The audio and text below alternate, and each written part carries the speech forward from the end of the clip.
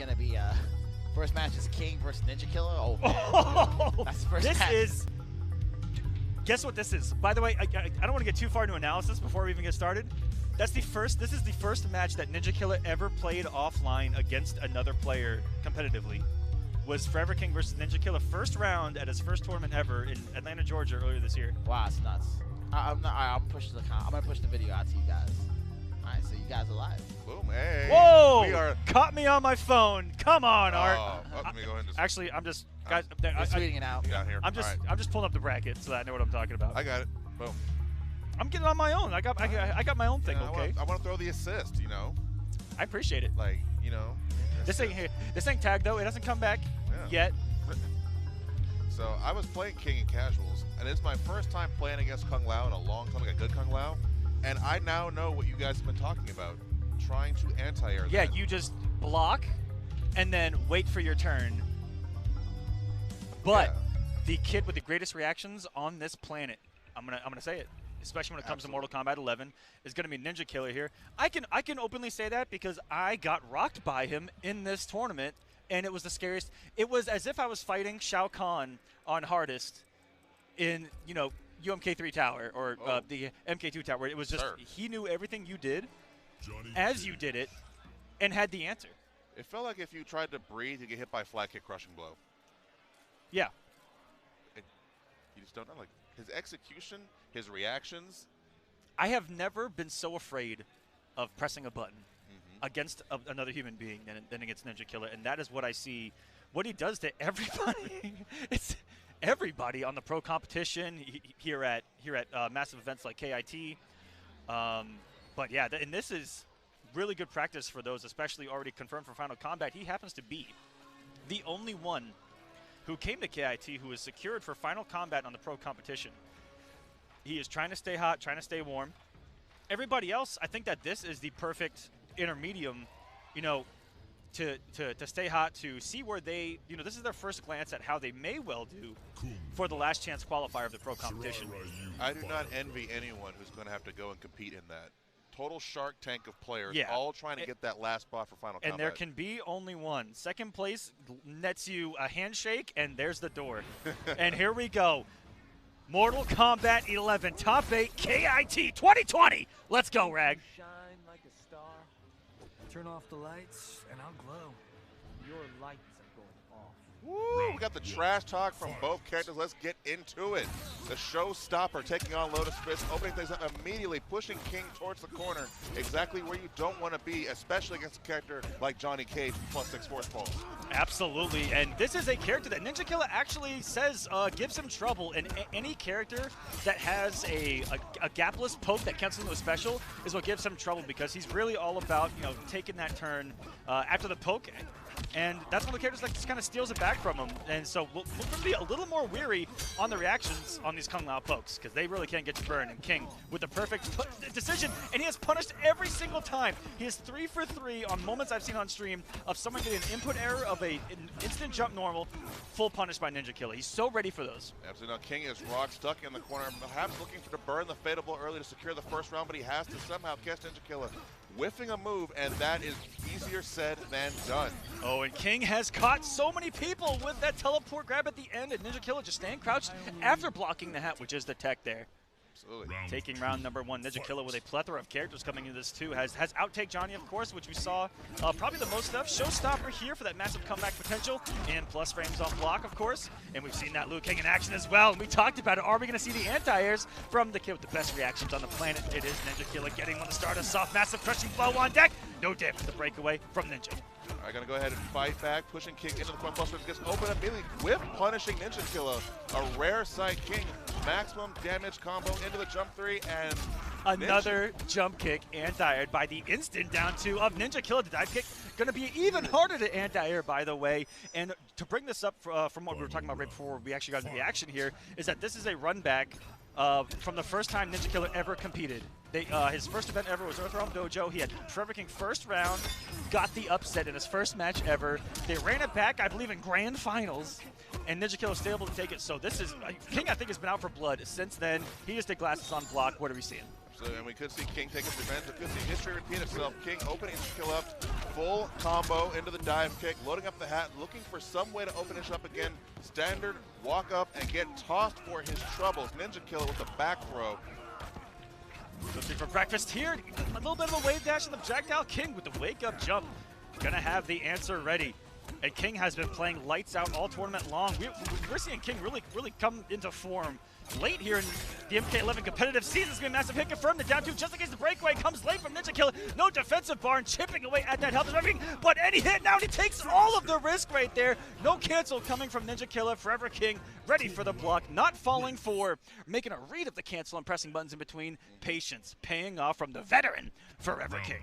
So Ninja Killa, you see he looks very calm and collected. Like, yeah, I lost that, but that's okay. We're going right back into a King. Starting things off, drawing first blood against Ninja Killa. Already down almost 40% of his health. The reactions. Reactions, instant micro duck. They're so fast we can barely see them. Speaking of reaction, Forever King seeing the whiff off the interactable there.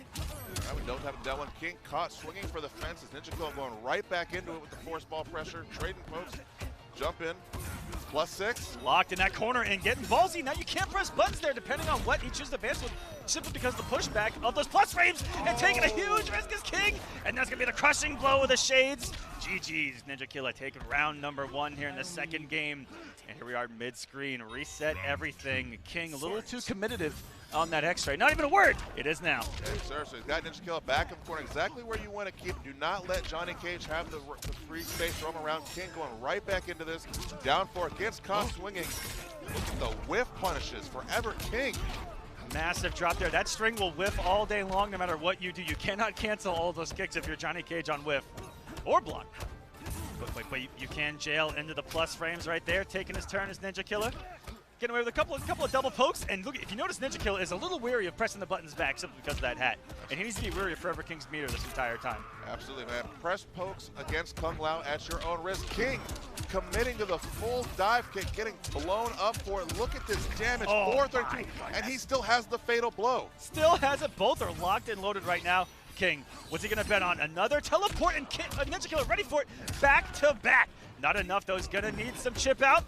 Plus frames again. Plus frames. Oh my god, that was either going to be a plus frame off of the was it 1-2-4 the auto shimmy that's absolutely ludicrous, by the way, and he actually got clipped trying to interrupt that as well earlier. But instead just jails into the projectile.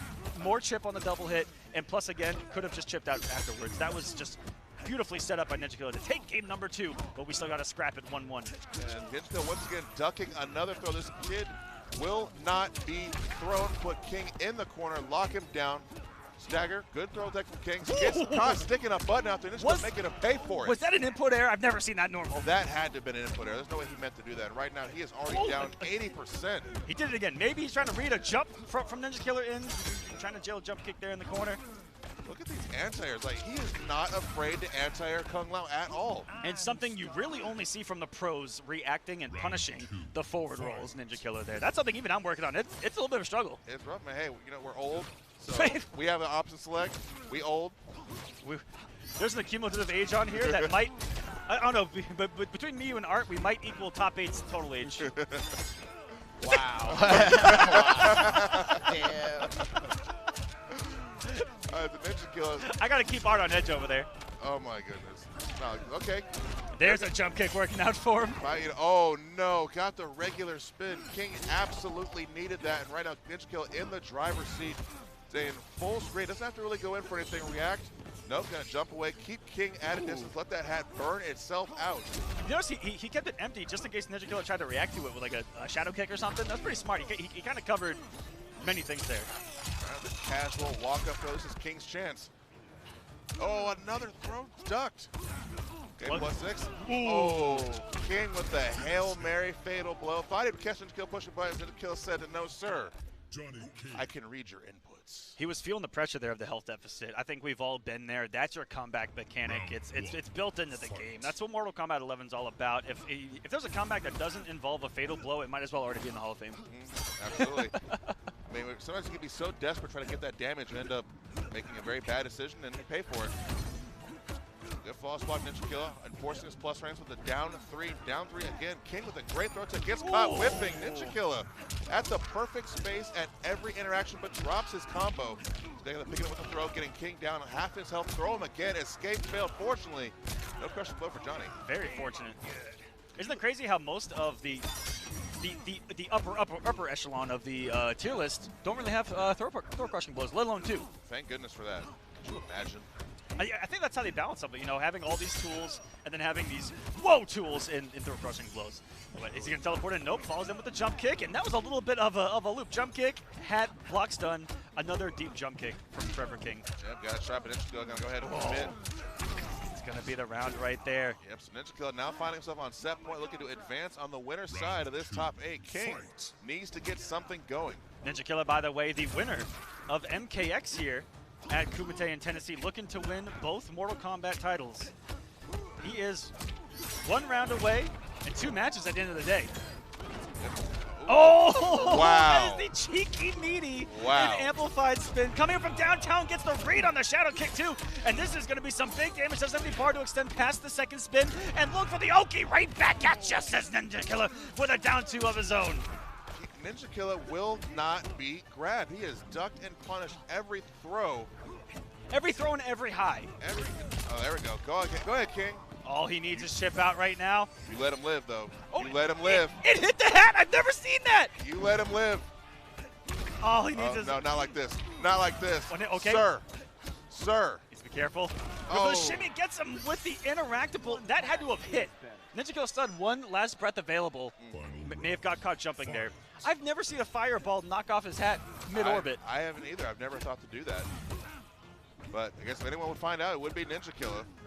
Lab Monster. Lab Monster indeed. A lot of his partners, top players, MKX and Mk11. Yeah, he's got them. Unbearable skill. But King landing the combo. King switch aside again. 2 sides switches in 1 combo. We go for the swaggy stuff. Who's the run swaggy combos in Mk11? I don't know what you're talking about. Yeah, I don't know what game you're watching. I saw one their combos off of him off the jump back. King is doing some crazy stuff, but he is fighting with his all right now to come back in the first match of top 8 here. He's going to get grabbed. It's okay. He's in a good position. Just has to maintain composure, not get too jump happy, because Ninja Killa has shown he can anti-air consistently. Just like that. And he's done a great job of that kind of dash back, and it's a dash back cancel into the projectile. Absolutely. Now, King is starved for all resources. He's got nothing but fatal blow. Good block. Oh, man, you got to make a guess there. Ninja Killa taking it 3-1 over King. Almost got a game 5 to start us out.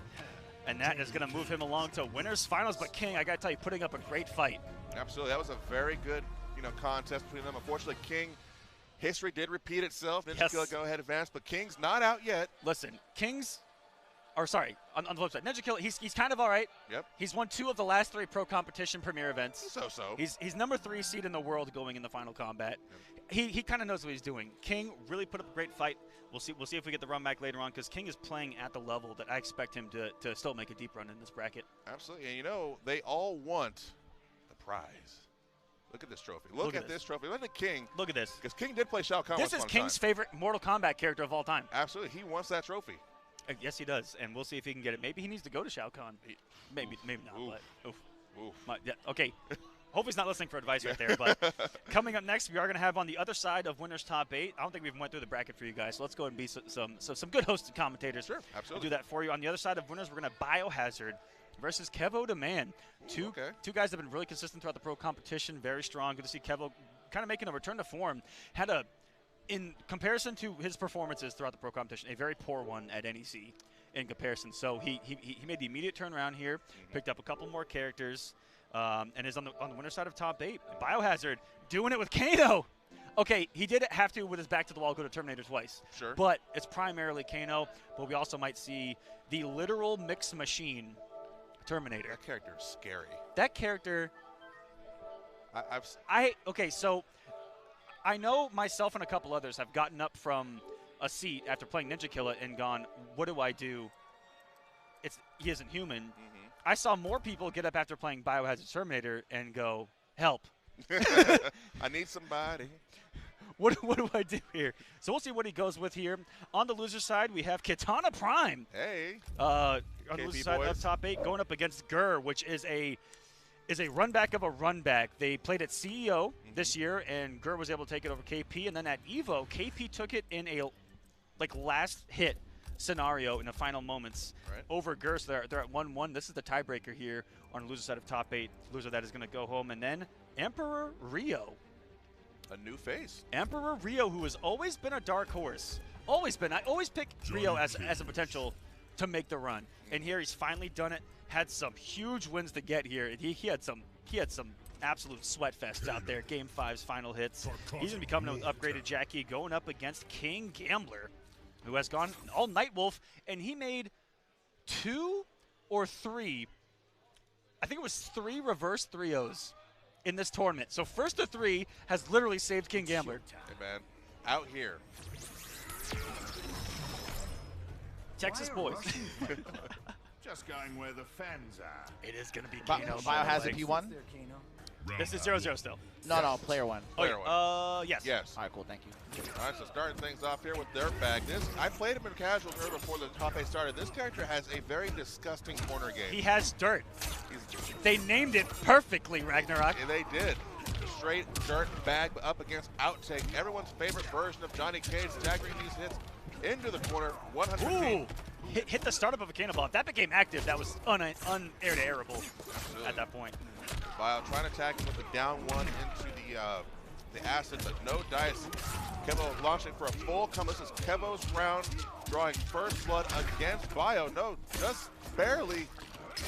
17 health. Can Bio do it?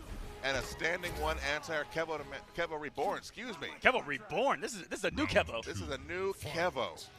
He used to be the man. Now he's reborn. Yeah. Or dumb man. Sorry. Yeah, dumb man. Dumb man. All right, we got the down one DP. I've seen that strategy employed by a lot of Outtake cages here in this tournament. Ooh, crushing blow for 310. And he's playing Reborn, one of the, I'd say, top 2 specialists. Oh my goodness. Look at the chip. Look at the chip. When it comes to flawless blocks, I think Biohazard and Grrrrr are among the top 2. And you are just dying here in the corner. Your health bar is literally melting in the fire. He had a lot of health. You blink and it's all gone. And a very nonchalant wake up down Nonchalant wake up down one. We have no fear out here in Mortal Kombat 11. All right. Actually out here with that. It takes guts with the mechanics that this game has. That's going to reverse the grab, put him back in the corner, looking to get that acid. Yep, there it is. Look at the chip. He got the throw counter as well, which means that he caught Kevo the man going for multiple pokes there, and he's still burning on the fire. Watch out for that lighter fluid. That's what things get real dicey. Absolutely. So it looks like Biohazard keeping the control, but Kevo fighting his way back out. Neutral jump not punished. Got the buff up. Forward throw. This is looking all Biohazard right now. Doesn't duck and throw in time. Gets dunked back in.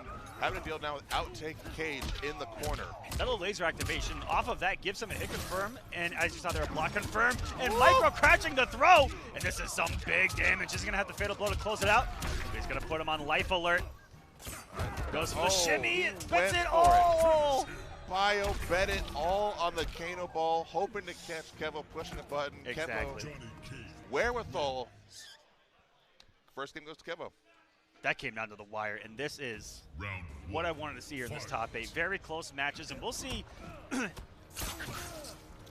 if Biohazard can do it with a character that is, you know, as far as on the radar, near the bottom of it. Pretty under the radar right now. I mean, there's been a few tech clips posted by Sonic Fox out there with Dirtbag. Although, really just Bio and Arma, the only character people I see using this variation. But, you know, when it comes to a tier of a character like Kano, I've had this conversation with Biohazard as Kevo the man is able to close out that first round convincingly, just like he did in game number 1. We'll see if Bio can fight back. But having a conversation with him, he uses the mechanics of the game as best he can to cover what are perceived as the weaknesses of the character. His flawless blocks on certain situations that are slightly negative just kind of change everything. He's got a phenomenal up 2 and gets big damage off of it. Or in Dirtbag, good setups off of it. He flawless blocked every one of my jump-ins in casuals into an up 2 full combo. It was absolutely insane. Oh, I think he could have Kano balled there. I think he must have been a dropped input there. And Kevo was taking full advantage of it as Biohazard rocked. Flawless blocking the acid. That is that you have to learn how to flawless block that acid to get the punish. There are some characters that can't block the down one and just walk back and let it whiff. but I don't know if Johnny Cage is among them. What a convincing round number 2 from Kevo Reborn. This is outtake Johnny. Are we gonna have a Johnny mirror in winners finals? It could very well be, but Kevo, is this ECT all over again? I mean, it's just Johnny everywhere. We'll see. I mean, you never know. Kevo Pretty is good character. like you mentioned, he's a hard person to prepare for because he plays so many characters at a high level. He does. That's what he's been doing since Mortal Kombat 9. He is the definition of pick a top tier, and he happens to pick all of them. Every single one. Pick your poison. And this is where every time throughout this storm. What? Did I hear what I thought I heard? I did not hear that. No, he didn't. What? He picked Jade. All right, well, you know, we'll see how it pays off. We'll see how it pays off. You're already down 0-2, so go for it. Never in a million years would I have. You know, there's only so many characters in the game, so I guess I could have eventually chosen Jade, but I would have gone through the whole roster before picking Jade, if I'm being honest with you, of characters he may select here in this down 2-0 situation. I would have assumed he would have picked Terminator, or hell, even Garrus, but for that matter, but Ball's blocking the jump in, gonna try to fight back. I imagine trying to use the purple glow to avoid the force ball pressure.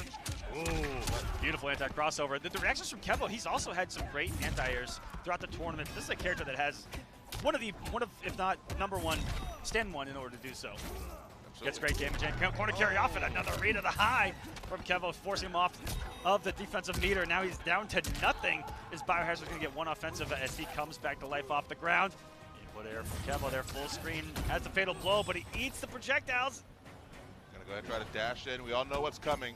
We all know what. Oh, it doesn't get a chance. The straight stagger into the DP. Kevo now finding himself on set point. And it was right before he got the defensive bar, so that was going to chip out no matter what. Just milliseconds away from having that last breath available to give him a final breath in that round.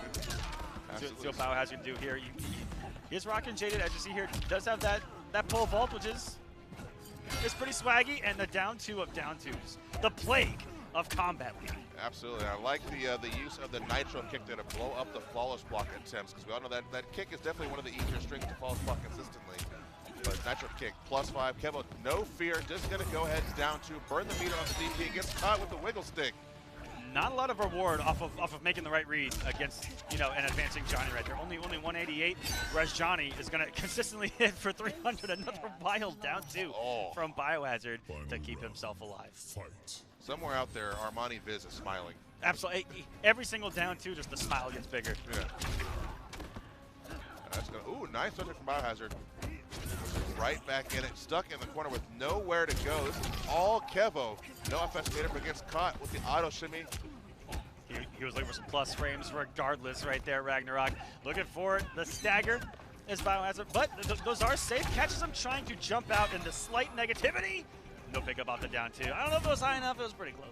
It's kind of hard. That's very hard-looking conversion. Bio on his last breath. And that was a different anti-air from Kevo, too. He's been anti-airing with stand 1. He did a stand 2 there. Still equally as effective. So eating the force balls. Back one hit away now.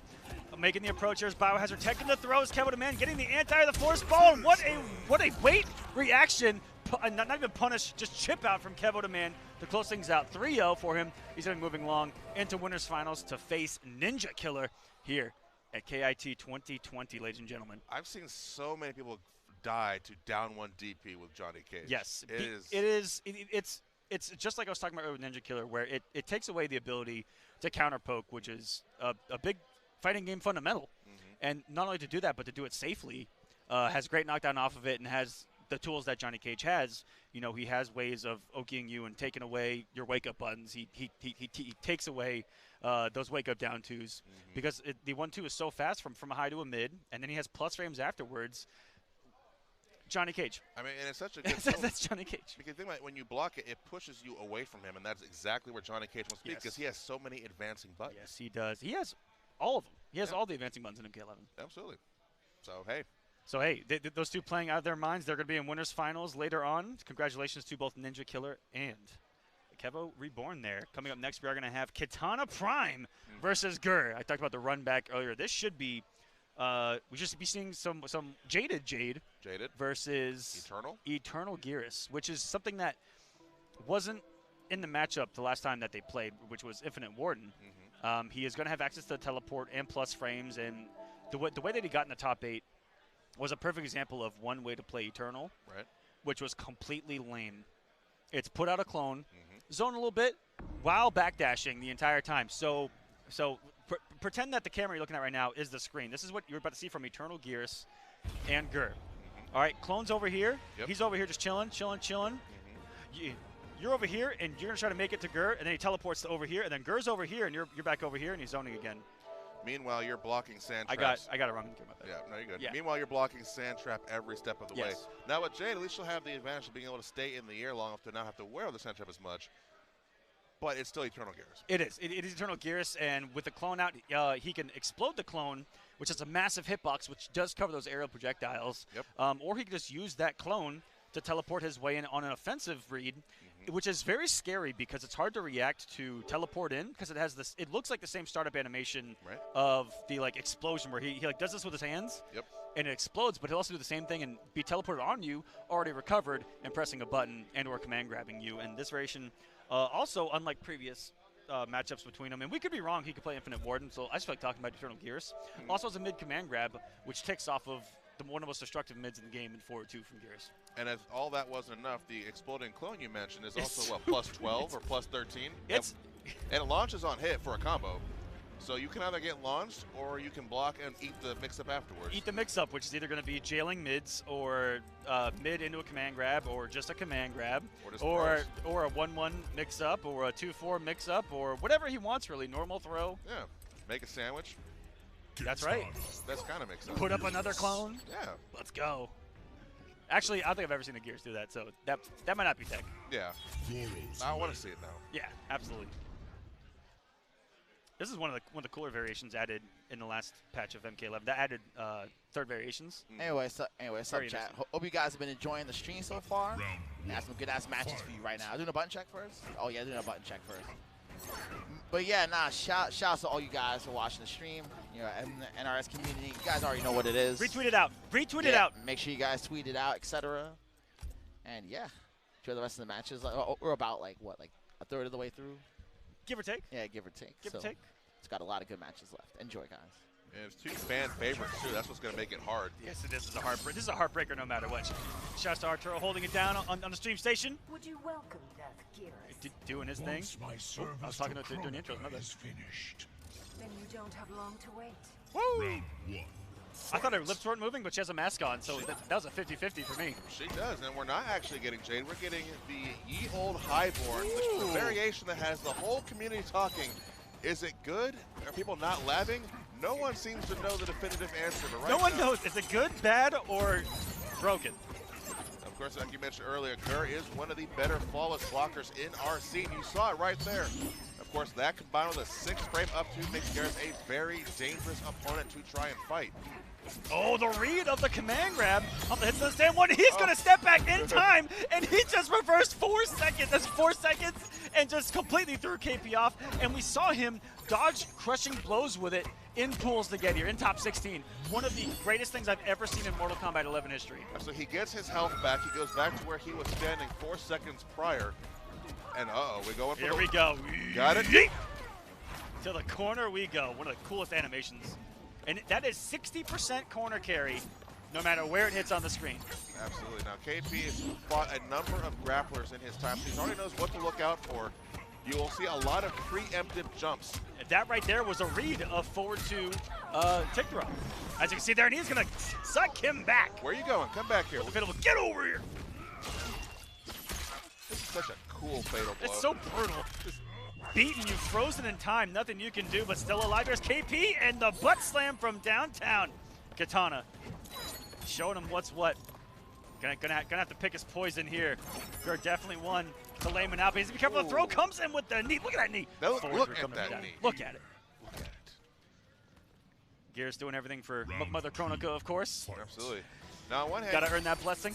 On one hand, you would think it's good. Oh, that's gonna hurt. My leg! Okay, look at the knee now, though. Look at the knee. It's gone. So on one hand, you think, okay, it's great. KP has Grrrrr in the corner, but of course, you mentioned the sand clone out there. Lets him teleport freely to the other side of the screen, and you just saw it.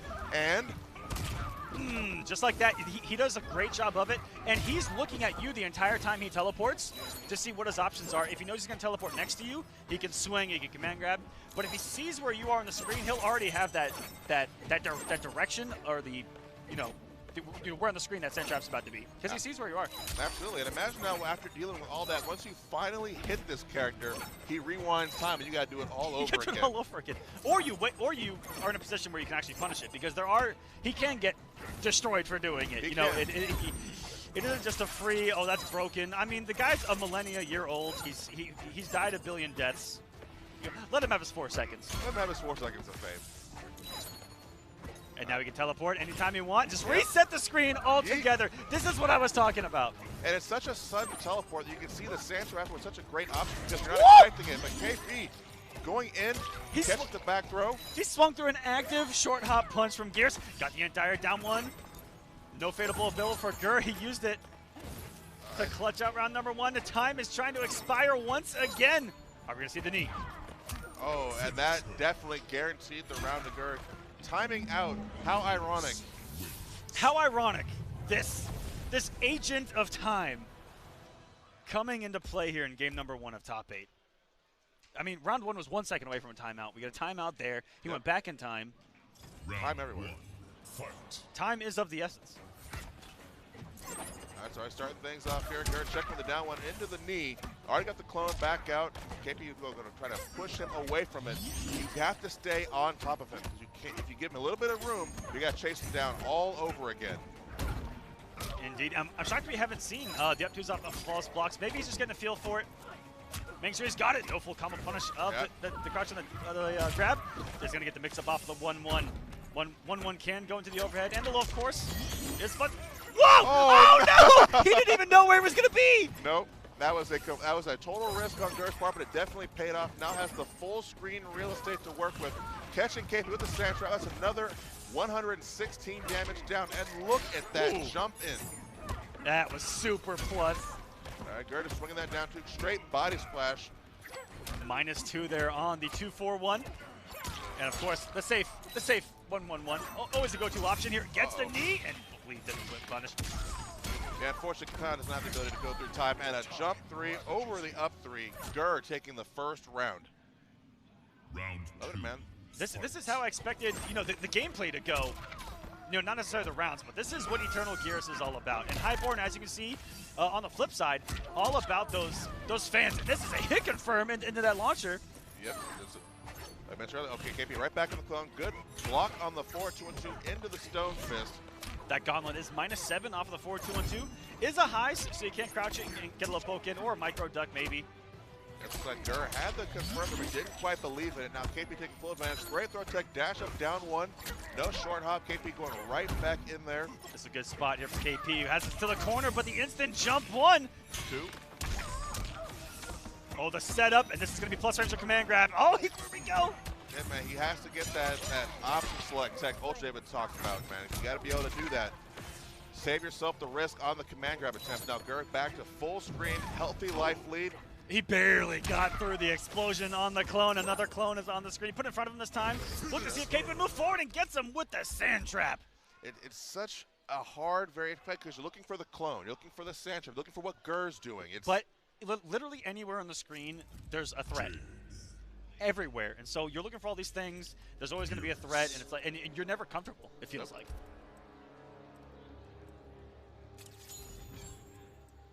And he's definitely thinking jaded. Emerald Defender. Oh, it's going to be jaded. Desert Command. Good, he wants to be able to close the space between him and Garrus. You saw KP wasn't able to get that highbornness going. Grrrr took his turn perfectly every single time. Every time. And with the 6-frame button, of course, pretty darn good. Just wasn't able to get those staggers going. She's all about resetting massive damage in a couple of hit staggers off of the hit advantage of those blades. Absolutely, and right now, Garrus starts off with the clone. Good block, taking his turn back 4-1 in the plus range, just barely misses, however, allowing KP to take his turn back, but Grrrr get in the back throw. What is for breakfast? Ooh, back 2, followed up by nothing. But back 2 also just advancing safe mid on Gears' arsenal. Stepping back in time, and he is stealing. You're talking about stealing a turn? That's stealing everything. Everything, man. Gets his health back, gets his spacing, like, sir. Let him have that, though. Let my mans live. The more he's played Eternal, the more he's added that to his arsenal, and it's something that is specific to this variation. And I'm glad to see him showcasing what Eternal is all about. Absolutely, you know. Garrett's definitely one of those characters with 3 complete viable variations in competitive play. Yes, when you look at character tier lists, Gears is one of those where, yeah, you can just say Gears is at this tier and all of them are there. Oh, look at KP chipping away at this health. This is a dangerous spot to be. Anything into a temporal advantage with that fatal blow available could be deadly. Could have pressed the button, but was probably afraid of the 2 following it up. And that's a beautiful chip out into the staff spin. Taking away the gap that was guaranteed. Yeah, there was no last. Even if he blocked it all, that was definitely going to kill him. All right, nice. Ooh, that's going to be a punish. Oh, my leg! By the way, did down 4 go through the purple glow? It looked like it. It looked like it. Does that down 4 projectile? We're learning stuff here. Maybe. Beautiful use of the short hop. I love doing short hop when someone's wake up, and so do a lot of pros. It's just a little, hey, react to this or something. Absolutely. It's a good way to bait something out. Or just, you know, play that mind game of they see what could be a neutral jump and be a neutral, meaty neutral jump kick. Nope, mixed up on the ground. Oh, this is a dangerous spot. Try to have a sand trap next to you, plus frames. You're going to hold that sand trap afterwards. Yep, a good block on the natural kick. Gonna walk back in. Look at Gurr's movement, like the wave dashing in and out of Jade's range. Backdash blocking too, just in case he does those raw kicks, and this is guaranteed death. Even if it's broken away, a third down 2 was sitting there waiting. Fail, adapt, evolve. That's one of my favorite characters in this game. I would argue that Gears, you know, if the characters added Mk11 is up there, maybe number 1. Yep. Feel free to at me on Twitter if you guys want to have that conversation. Yeah, man, my man got scooped. Base in the corner, plus 12 into the down 1. Why are you standing? Oh, and blocks it at the last second, which activates that crushing blow. Not like this. You absolutely hate to see it. Oh, Lord. Okay, so Grrrr opting not to go for the launch, doesn't want KP to break away, just wants to kind of take his time, enjoy walking back, keeping KP at a distance. This is looking very bad for our hero right now. Oh, and look at the further KP moves forward, he can just reset all together. It's hammer time. Yeah, the full screen you go. Another clone to screen, and oh no! Runs into the activation of the explosion. And Grrrr with a 3-0 victory. I hope he didn't do the, okay, thank goodness. He did the lesser of the 2 evils on the fatality right there. 3-0, convincing KP. It was hard for him to get going because of the play style of Eternal Gears, and I think we've all been there. If you've played Gear, I was going to say Gurrus. It's Gurrus. He is Gurrus. He is. It's just one that can make you uncomfortable with how lame, but you know, it doesn't feel as lame as it actually is because he's got the options everywhere, and he can do a flip of the switch and turn to offense real quick. Well, it's just so rough because, like we mentioned, like when he teleports with the sand clone, it happens like that. Yes. And then you don't realize he's teleported, then you eat a sand trap for it, and then what happens next? Another clone. Yep. Do it all over again. Another clone, and we had the same situation.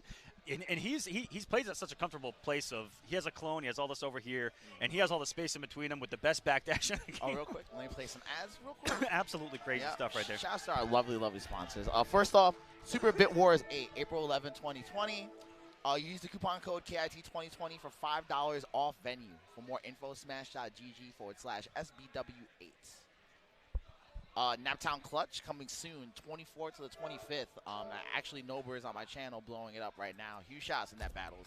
And all those games there, including Mk11. So make sure you pre-register at smash.gg/Naptown-Clutch-2020.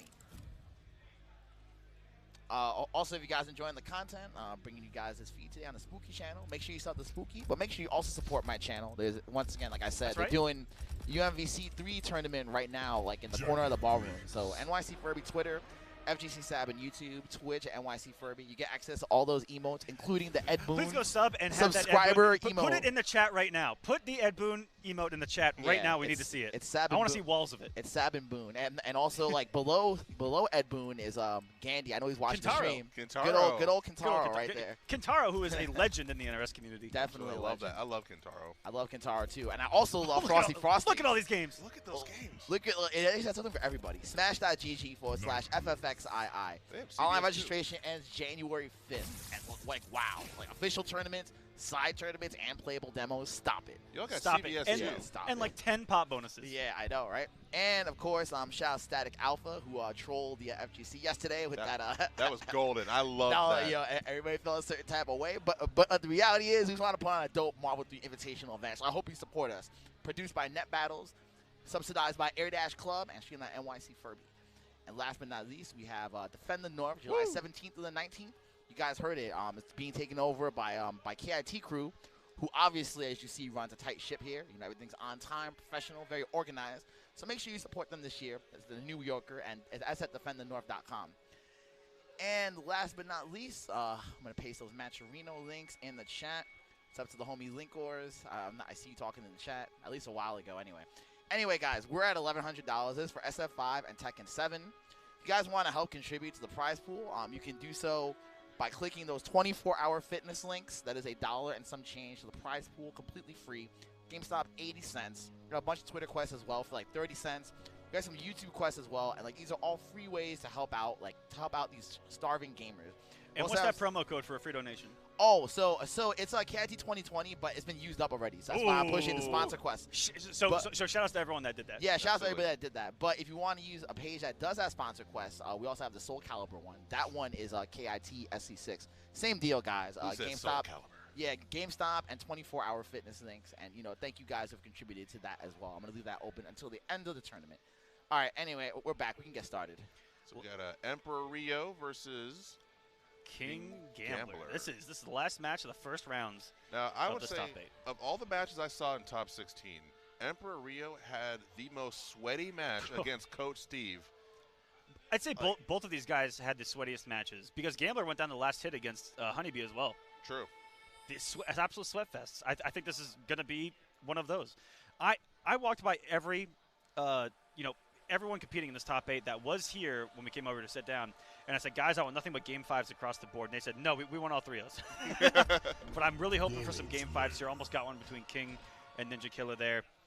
This is going to be an excellent match. Shouts to Rio for making his first top 8 offline, doing his thing. And King Gambler, this may be his as well. And I think about it. In a setting like this, I think he got top 8 at DreamHack Dallas earlier in the year. Couple Texas tournaments. And he has made a resurgence with Nightwolf. Used to be a Scarlet name throughout the Pro Cup. Latest in a long line. Mind blown. I like how she flexes on you. Like, she knows I'm top 5. Not only is she going to flex on you, she is going to be – she has the aerial assault that's equivalent of the U.S. Air Force coming at you. He does, and Gambler going to go ahead and spend the meter on the breakaway. I don't know if that was intentional or accidental, but already got the escape fail. You know what that means. It is party time for Nightwolf. It means don't get thrown again. Do not get thrown. Crushing blows on both directions. Pick your poison. Rio going to try to mix this man with the aerial normals into the ground pound. West side of the screen. Back and forth. Leaping all over the place, and there are going to be constant mix-ups off of where she leaps and then what she's going to do off of the leap itself. And whereas Nightwolf's game plan is very straightforward. Hit advantage and mix-ups off of safe strings that are very fast. Absolutely. So down 3, throw, overhead, and auto shimmy. The keys to success of Nightwolf, and this is how it begins. No breakaway, drops the combo that could have set up a throw crushing blow to kill, or really one more hit in the fatal blow. He's so good at hit confirming into that. And unfortunately, he got shot in the shin for his trouble. Emperor Rio drawing first blood here in this top 8 match. Oh man, he loves mixing up those leaps, and here comes some big damage in the corner. No, that's not continue it. Could go for a race stand into another mix opportunity, but these forward 3s are catching buttons from Gambler. Here comes a massive down 2. Get the machete to your jaw right there, young Miss Briggs. We call that the chin checker. Gets opened up by the auto shimmy. Gambler, this is his time, but drops the ender. Side switch, goes to the low. Rio gonna try to mix him right back in. Gambler not taking the bait, gets opened up by the low and caught by the back 2. Look at all this pressure. When is it my turn to play? Anti-item going for the low, which such a high hit right on the low because of how many overhead options there are. Off the leaps and massive hit from. I talked about it earlier, and this should be death. And this is coming in with the from downtown Nightwolf, dunking on Jackie. And don't forget, he still has the crushing blow grab.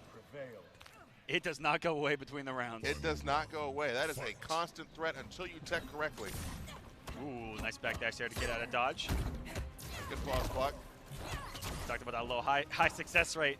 when done off of those leaps. We haven't seen any blow-ups of the gaps in between the shrapnel blasts off a leap yet, but Rio hasn't thrown a lot of them. Didn't have it there, or opted not to use it. Could be either. Excellent block mode, which is punishable, so that's a massive read out of Gambler. And some tech against Upgraded is you do hold down for quite some time against these shenanigans, unless she does that, because the Shrapnel Blast is in mid. And, okay, good breakaway, avoids the crushing blow combo. There we go, another escape fail. Oh, and we're about to hit away from it. Getting to a kill. All you do is ship away. This is going to be a massive confirmation. I don't think it's going to be enough. It's going to be enough. He had the double launch, and he gets in the corner. That was a very tight execution from King Gambler. Wasn't there in round number 1, but comes back around in the final round of game number 1. King Gambler showing off what Nightwolf's all about. Another kind of highly debated character of, you know, everyone thought he was phenomenal. Everyone's like, nah, just okay now. But the tools are there. It's all about using them. I haven't seen too much offense from Rio when it comes to the shrapnel mix-ups. Right. I like to see a little bit more of that. He was kind of dancing around King Gambler a lot, and Gambler was able to play a little bit more reactionary rather than, well, I guess you're even reacting, you know, in mix-ups up the shrapnel blast, but you got to enforce that, I think. Oh, I think he went back to the character selection and take a moment to think about it. There's too many times we see players that go right back into the action, and it could very well mess with their game plan. But look, we have a not variation switch. Still rocking Upgraded. Block the low from Gambler. Full corner carry combo. Oh, yes. What's for breakfast? The low. He waited a minute, too. He waited a nice second on that, too. He did it. All right. That is Jackie's turn. I'm just going to let you guys know at home, if an upgraded Jackie does that to you, do not press a button. Do not pass go. Got to collect $2 and get your spine jumped on her back throw. That would hurt. That would. She's got the boots. Skating right over Spence, 1 bar. Now, no offense. Jax has the arms, but Jackie's got the legs. I'm gonna put that out there. She does. She got them legs. Right versus throw counter. That is such a gnarly looking throw too. Just buries the hatchet in your neck. Oh, his down 2, his throws. He's just hatcheting you in the head, and it's not something I want done to me. No, not at all. All right, there we go. Big air there. Go over, commits on the amplified tomahawk. Ooh, we got some execution from Rio though. Yeah, man, Upgraded out there. Those some tight links off of the up shrapnel in the corner. Let's get the meaty jump 3. It is time to guess.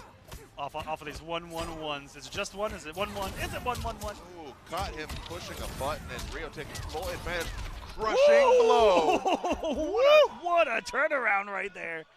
Always sets up the crushing blows on the dash punches, which of course, if you're watching at home, the condition of that is that it hits max distance, so you have to hit them into max distance to get that to work. That's the perfect combo to do it. Rio going right back in, pushing Gambler towards the corner, letting him out now though. Straight standing 1 anti-air. Jackie having one of the better standing 1 anti-airs in this game. I actually warmed Rio up for this top 8, and let me tell you, very good at anti-airing is this young man. Oh! Constant mix-ups. We got the straight oppression session from upgraded Jackie. Step kick. Staggers, no, gets hit, open up by the down 3, good blocks. Woo! And then a straight jump 3, okay. Maybe a flawless block up 3 attempts. Could very well be. From Gambler. You really see just instant neutral jump 3, so 9 times out of 10 we do think that that's an input error. Oh, man, massive tomahawk there. That meant everything Nightwolf does is eatable. Absolutely. And Rio going for the 0-0, spending all of his offensive meter. This man is starved. Rio has a lot of fans in that crowd, too. A lot of supporters, a lot of people that he trains with rooting him on because, like I said, best performance here.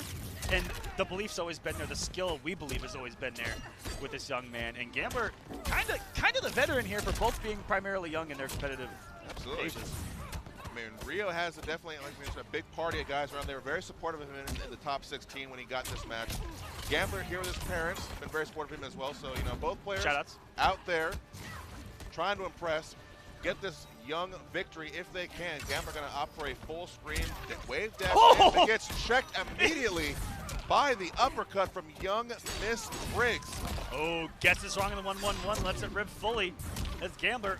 He could have converted off that. Okay, good throw tech. Get up off me. If you notice a lot of Gambler there, is wow, he is committing like crazy.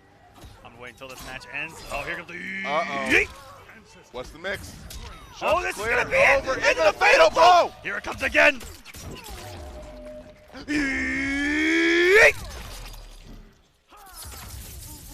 King Gambler. That looks so cool. It does. That is one of my favorite just lunges of all. It's slow motion. It's a wind up. He's coming at you in slow motion and just tomahawks you in the throat. Oh, it's so awesome. It's real with a double down one. Gambler, great evasion of the low with the jump back. Now going right back in. Looked like he was baiting the down 2 attempt there. All right. Ooh. He's taking his turn well. There's Rio in the hit advantage. Trying to block, and Gambler making a read on what's going to come off the leap, and not there, and coming in with the punch. Maybe reading the low pounce again. Good, very well, but this man is getting rocked on right now. He used everything to make that comeback, and is it going to be enough here to save him in this game? He is down to hell deficit. The low comes from Rio to take a second game on the board. 2-1 lead for the young man here in top 8. Did you see how instant that was? I wouldn't have reacted. No, I definitely got hit. I definitely got hit. I'd have flipped the coin. Oh!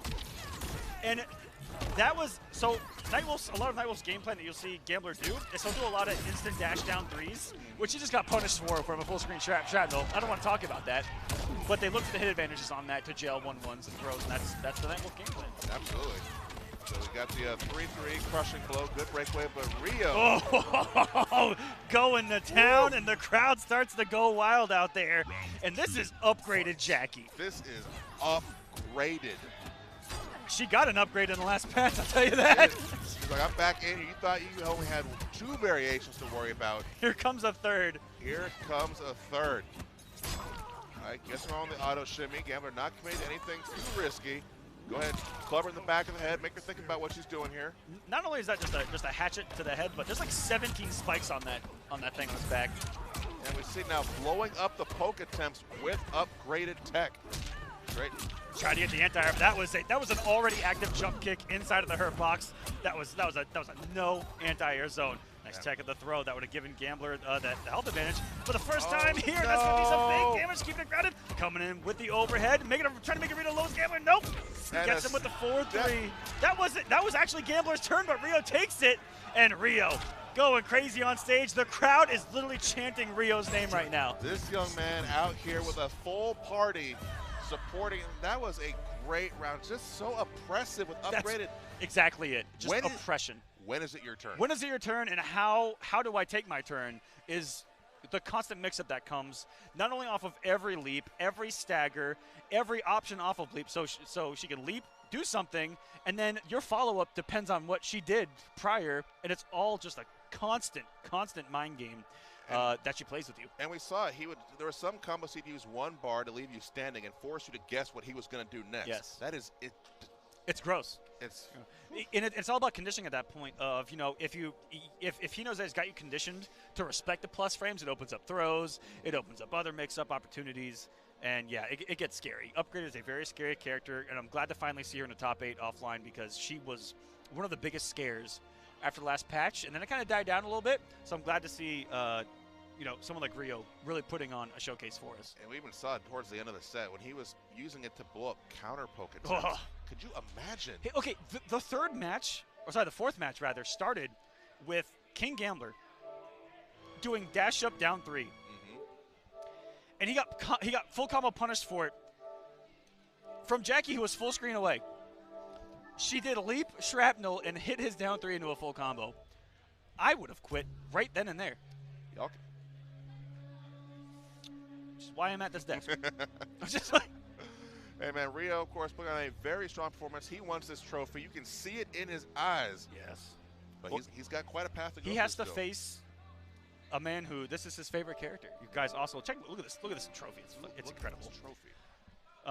Okay, sorry. I zoomed there we go. Yeah. Look at this thing. Look at this. Look at this thing. Look at this thing. Awesome. All right, it was out of focus. My bad, but it's all good. Yeah. It's all good. It's more in focus if you hold it back like that. Yeah, it's actually more in focus back here. Because it's focused because the camera is focused on you guys. Yeah. Absolutely beautiful is this thing. But he will have to face Forever King in his next match. And on the other side of losers quarters, we're gonna have this match, which is coming up: Biohazard versus Grrrrrr. Grrrrr has to face all of the fan favorites. Also, back to back to back. Nothing but heartbreakers. And it's one thing that we like about Grrrrr is that when people play Garrus, he elicits a certain response from the chat, typically. Yes. That does not happen when Grrrr plays it. It was the same with every character he's played that everyone hated. Grrrr was the only person we rooted for playing like a character like Deadshot back in Injustice 2, or Adam. Yeah. But some of us still actually kind of hold a grudge against him for playing Adam, but that's like the only one. You saw him out there earlier in that Injustice 2 playing Adam with a smile on his face. With a smile on his face, throwing 50-50s as a pixel. Feels bad, man. Feels bad, man. But this is Mk11.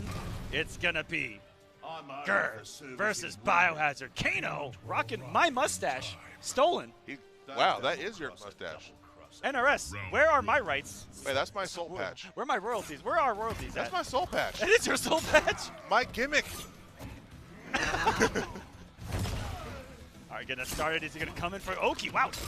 We've seen Biohazard wake up down one an awful lot, even on the winner's side. Absolutely. And like I said, these two players here have some of the best flawless blocks in our scene right now. I have a feeling we're going to see a lot of them this match.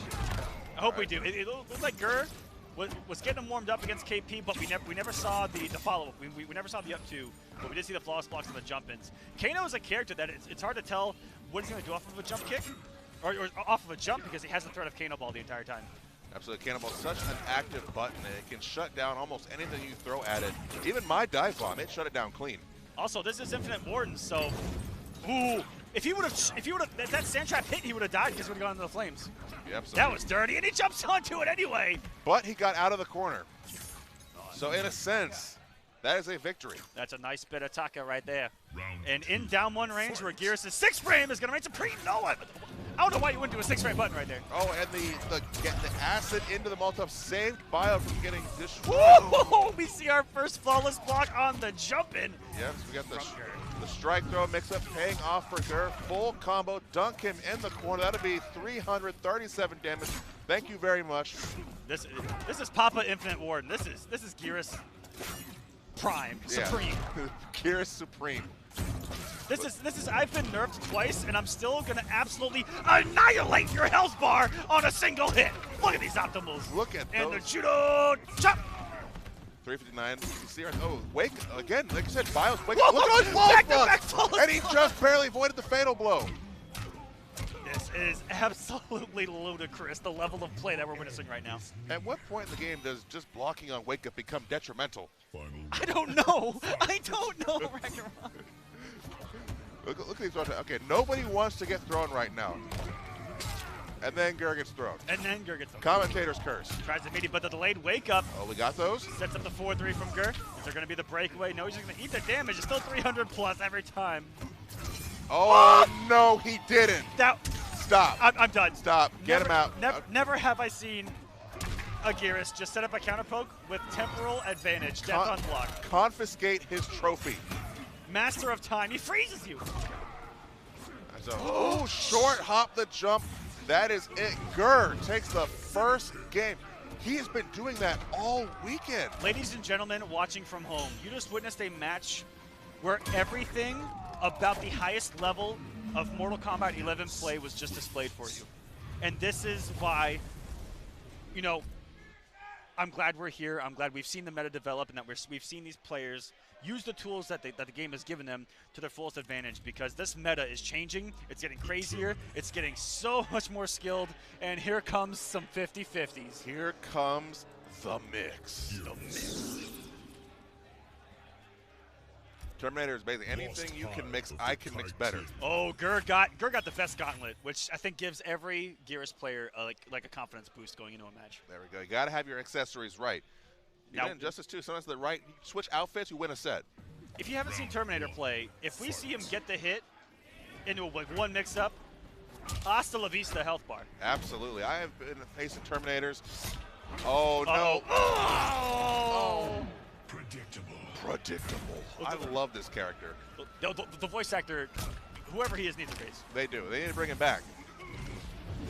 So Bio, but you know, looking at this health bar, I think he's down and out. All Terminator needs is that one solid hit. Trust me, I know this from experience. One hit in a dream. Plus frames. This Infinite Ward just does wow. a sand trap. The judo chop's going to put him in chip territory. Coming with the plus frames and the 4-3. That's hard to deal with unless you do a down one, but even then it could lose. Just to walk up and stand up takes a certain type of energy of a very big nature. This is a battle of 6 frame down ones, is it not? It is. All right, judo chop to the neck. Oh, the command grab whiff. Gonna break away. Beautiful hit confirmed by Grrrrrr on the back 2-2 as well. Absolutely. Tried to get some big damage on the crushing blow down 2. Not there as Grrrrrr just stayed held down there. Okay. And look at the gimmicks here. They come running in. What's the mix up? 50-50 off the jump in. Oh, gonna keep it simple. There we go. Just runs. This is actually how it starts. This is how it, oh no, he overcommitted Grrrrr. Full combo bio, no defensive meter to break away. He's got to eat all of this. Going to put him in a very bad situation. All of this off of a perfectly timed breakaway from Grrrrr to be able to punish that string on whip.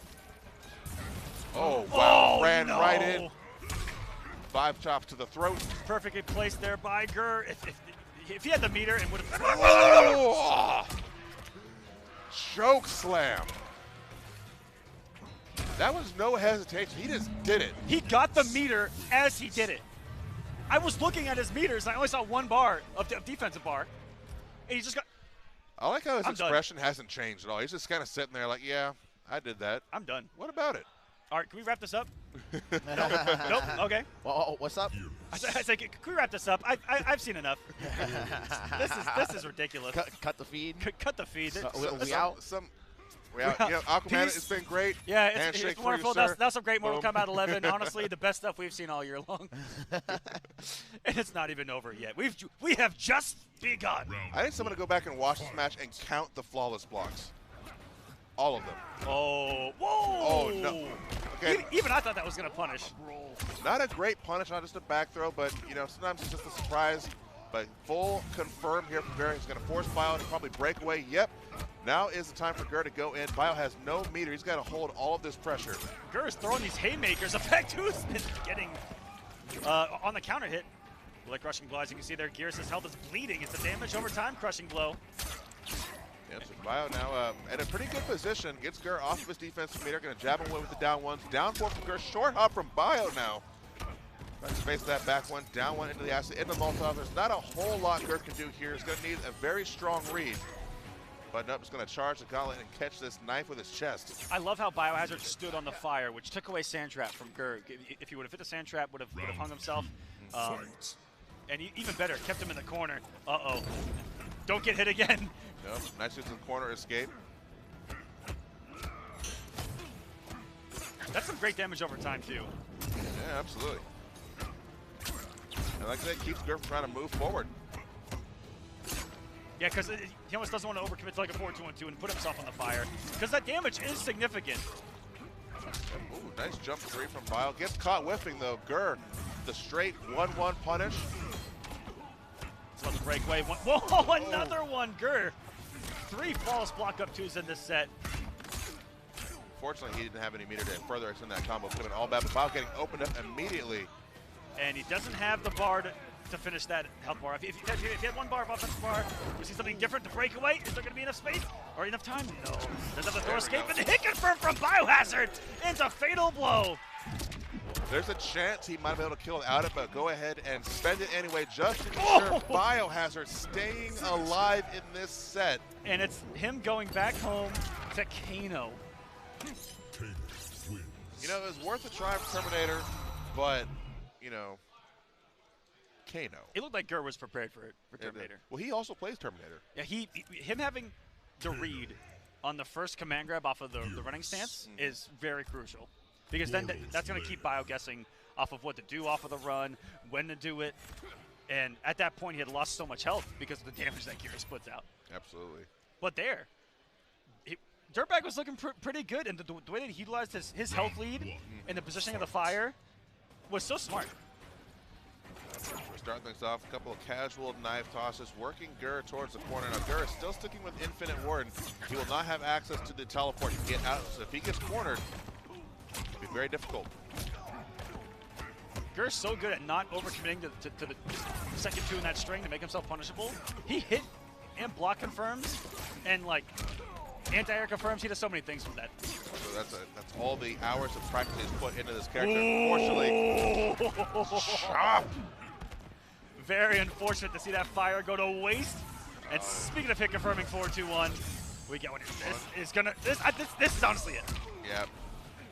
Now Grrrrrr sitting on set point has Bio right where he wants him, facing the wall. This is a very mobile character in Kano. So he can definitely get out of there if he wants to. Has the Kano balls. And instead just great reaction by Grrrrr on the empty jump. It's interesting that he kind of let Bio walk himself out of the corner there. Ooh, that whiff punish. That was sexy. Gets a load of the gauntlet, but that got rid of the charge, did it not? Yep. So it's okay though. He got a little bit of damage off it. Bio whiffing the throw. Grrrrr going right back in. 4-2-1-2. Blocks the knives. Infinite Ward, unlike the other variations, can charge his gauntlet and load a damage buff on all gauntlet moves. Well, one time on any of the gauntlet moves throughout the rest of the match. Alright, gets opened up by the 4-2-1-2. Very difficult now to discern whether that's going to be a strike or a throw. Whoa. Looking for the throw or the poke attempt. This is so scary. Bio can't overcommit to anything in the neutral for fear of the Garrus vacuum fatal blow. And on the flip side, oof, this is gonna be tough. This is Ogi territory. Ooh, wow. Fake out. I think he tried to bait. That was the fake out. That was high. Oh no! Oh, he thought it was gonna completely combo on the 1-1. It's not there. Oh. Heartbreaker indeed. Grrrrr taking it 3-1 with some sensational play. The flawless blocks, the reads, the whiff punishes, everything that is high-level Mortal Kombat we saw on display. And that's why these two are in this top 8, and Grrrrr moving along in the top 4. We saw disrespectful wake-ups. We saw flawless block jump-ins, flawless blocking counter pokes. Yep. That we most certainly did. Last chance qualifier, man. It's going to be absolutely insane. You guys got some time to prepare for it, but yes, you do. Good. That is going to be the biggest bloodbath that we've ever seen in Mortal Kombat 11. I don't envy you. Good. Props to Grrrrr for moving ahead in the bracket. Bio, hey, a strong run. He had a lot of great matches this week. It just wasn't his weekend. Yes, it was. Still a great performance. I hope he doesn't hate me for doing this. But one of the funnier moments that happened in pools was he made top 8, went up to the TO, Guido, and was like, hey, when's top 8? And he goes, 4 o'clock. And he goes, 4 o'clock? That's not tonight. And he goes, yeah, because top 8's tomorrow. And he goes, oh, man, I've made a top 8. And so and he actually forgot. So him making it this far is still a massive improvement. And to do it with I can't stress enough, to do it with a character like Kano, it has to give inspiration to a lot of you out there to really utilize the tools that the game gives you. I know it's not easy. No, it's not. But he's done it consistently. With practice. Practice making perfect. And you can see him going toe-to-toe with some of the best on this planet. Absolutely. Sometimes it shows, it's not always worth it to try to change characters to kind of go to the top tier. You can do it if you put the work in. That's right.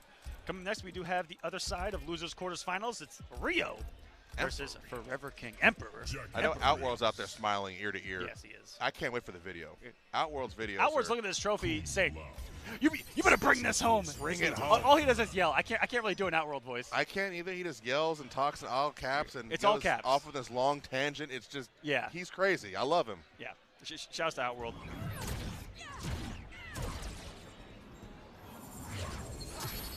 And here we have it. I love that King has gone back to Kung Lao too. This is a character he's known for, Mk9, MKX.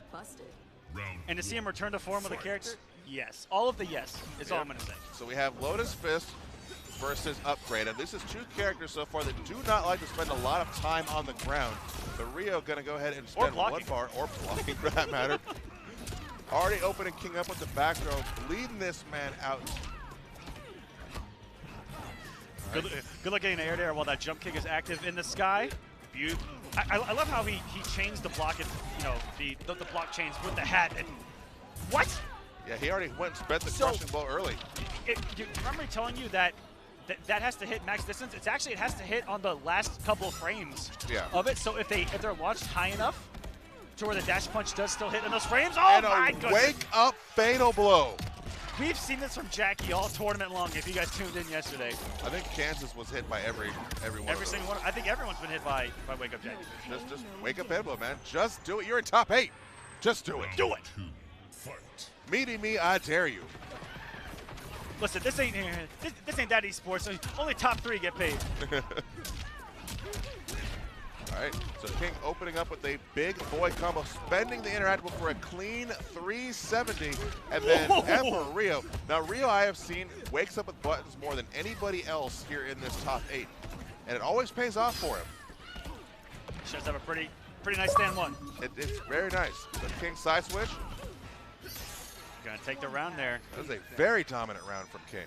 We've been dying. We've been dying for a set to go the distance, and we have the makings of it so far right here. I can't believe the shrapnel blast on the end of, what is that, back 2-2 from Jackie? Yep. Catching him on the anti-air of all things. Ooh, and King with the instant jump 3. Shades of Injustice 2 there, the wake up instant jumps. King, who got second in that Injustice 2 side tournament. He did. Here at KIT, congratulations. Oh, no. And that, he's so good at, if you're good at anti-airing, you know, he'll do his normal stuff, but if he sees that you're good at anti-airing, he'll try to bait it, which is exactly what he did there. Oh, look at this. Look at this. I dare you to anti-air, sir. Oh, no. Spins it on the spin. Rio getting the full whiff punish combo. Into the meaty. Good false block from King, dealing with all of these air shenanigans. Tried to jump out, but Jackie said no. What a conversion. Safe dash punch as well. King gonna need a miracle. Does have a fatal blow. If that throw would have connected, could have had the belief of any kind of hit confirm and a fatal blow doing it for him. This is so scary. People in the crowd are starting to go crazy. This is where anything can happen. He gets in between the orbital hat. From the half-court line, and the crowd is popping off. They believe in Emperor Rio. Is this Michael Jordan's Space Jam? The half-quarter? The half-court shot. With the extended arm going through the orbital hat. That only would have... Listen. If you tried to do that, it would never happen. Man, believed. He believed just like Michael believed, and that's how he was able to do it. He did, man. He got the juice. Got the Michael's secret stuff. What was it called? No. Oh, man. I forget. It was just water in a bottle. It was just water in a bottle. It was in your heart the entire time. And that is the lesson of Space Jam and the tournament here today. Absolutely. Oh, okay. Not spins crush below. Rio going right back in. Back throw. This could be King's last leg here. Wake up to his block and punish. Miss Briggs. The most energy I've seen in a Mortal Kombat crowd in quite some time, Rag. They're cheering for Jackie. They are cheering for Jackie. Jackie, what did we do? Who does this? What timeline is this? Even Coach Steve. This is 2020. We're in a new timeline. It is. Coach Steve out here bobbing and weaving these trees, getting hyped. This man is out here. Did you see earlier? Gears changed it on us. He did. Like. Oh. Even crushing blow in the interactable. What was that hitbox? Look at that stand 1. You mentioned it earlier, one of the best in this game. Top, arguably 2. We have you now. And wow, Rio is looking dominant right now. Front line of the crowd going crazy. And looking composed as the young man going up against the definition of a veteran who has been around almost a decade in this community in these games. Can't got no fans? He has one, at least, in the crowd. Where's Infinity? Infinity better be making some noise out there. Yo, Rio's face looks like he's been in this position his entire career. This is like his first big top 8 offline. He got the whole group out there. And he looks really composed for, talking to him before this started, and it was the opposite of composure. Yeah. But, hey, in the heat of the moment, that's what matters. King, of course, no slouch. He could make this comeback if he can deal, but then immediately gets opened up by the step kick. Full combo from Rio, going for the low. King jabbing out, but getting put right back in the Jackie pressure. Good back throw, though. Just breakfast here. Just a meaty jump kick. The meatiest of jump kicks. Look at all these jumps. Look at this. This is starting to turn into abuse. There you go. Oh, once again. Are you kidding me? Okay, drop the combo, upscale, open up with the low, blows up the down 2 attempt. You saw that. He went right through it. Ooh, caught him pressing. Oh. Sexy combos. Swagging on us here is King. Oh, looking for the no! again. And how many down 2s are going to go punished in this set? How many? Emperor Rio. Match point. Ready to 3-0 forever, King? To 3-0 forever, King, and make it the losers semifinals here at KIT? Would you ever have guessed this? Honestly, I've known the skill has been there. I've been a believer in Rio for a long time, but to do it this convincingly against a player like King, crush flow loaded, by the way. I saw that escape failed. I did too. He must got King mad because he went in that round. All right. Oh no, ducking the triple high. Ooh, Oh, that's a punish. nice delay by King. Didn't even need bar for 346. How many spins was that? That was 3. Wait, was it? Was it 3 or 4? Got the spins. My man's got the spins. Got the spins. The King put the orbiting hat there that we've seen before. That hat's got the spins right now. And no. the throw, and just a wonderful read in the heat of the moment by Rio to crouch the throw and look at the reward. Now Rio has dropped a couple of key combos here. Wondering if maybe the mentality is starting to crack a little bit. He's got to find a way to keep it composed and put King to bed. King is not the kind of player you want to give extra wiggle room to. No, you do not. He knows what to do with momentum if you give it to him. Yeah.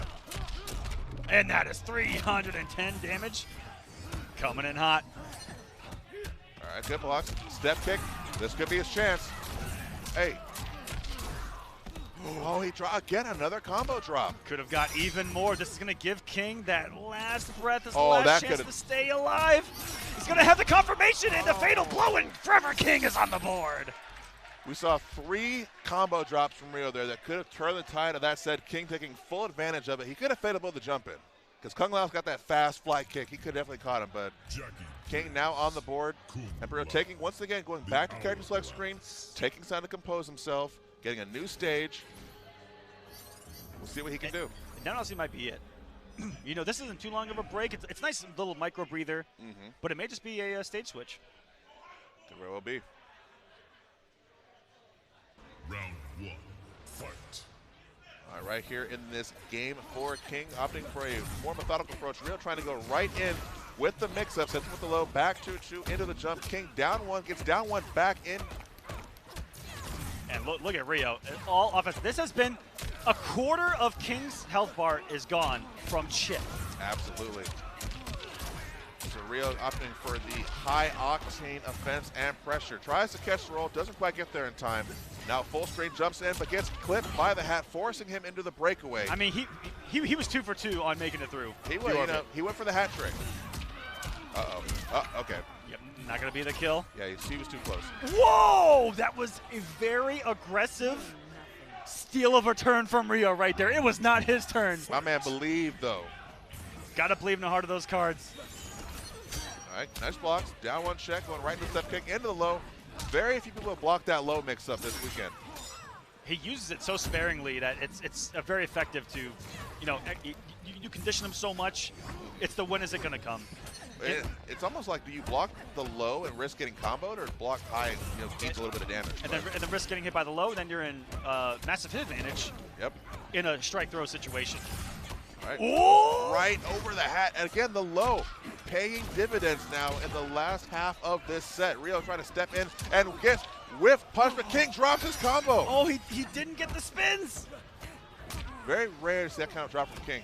That would have been a massive payoff. Keep it safe with the straight hat.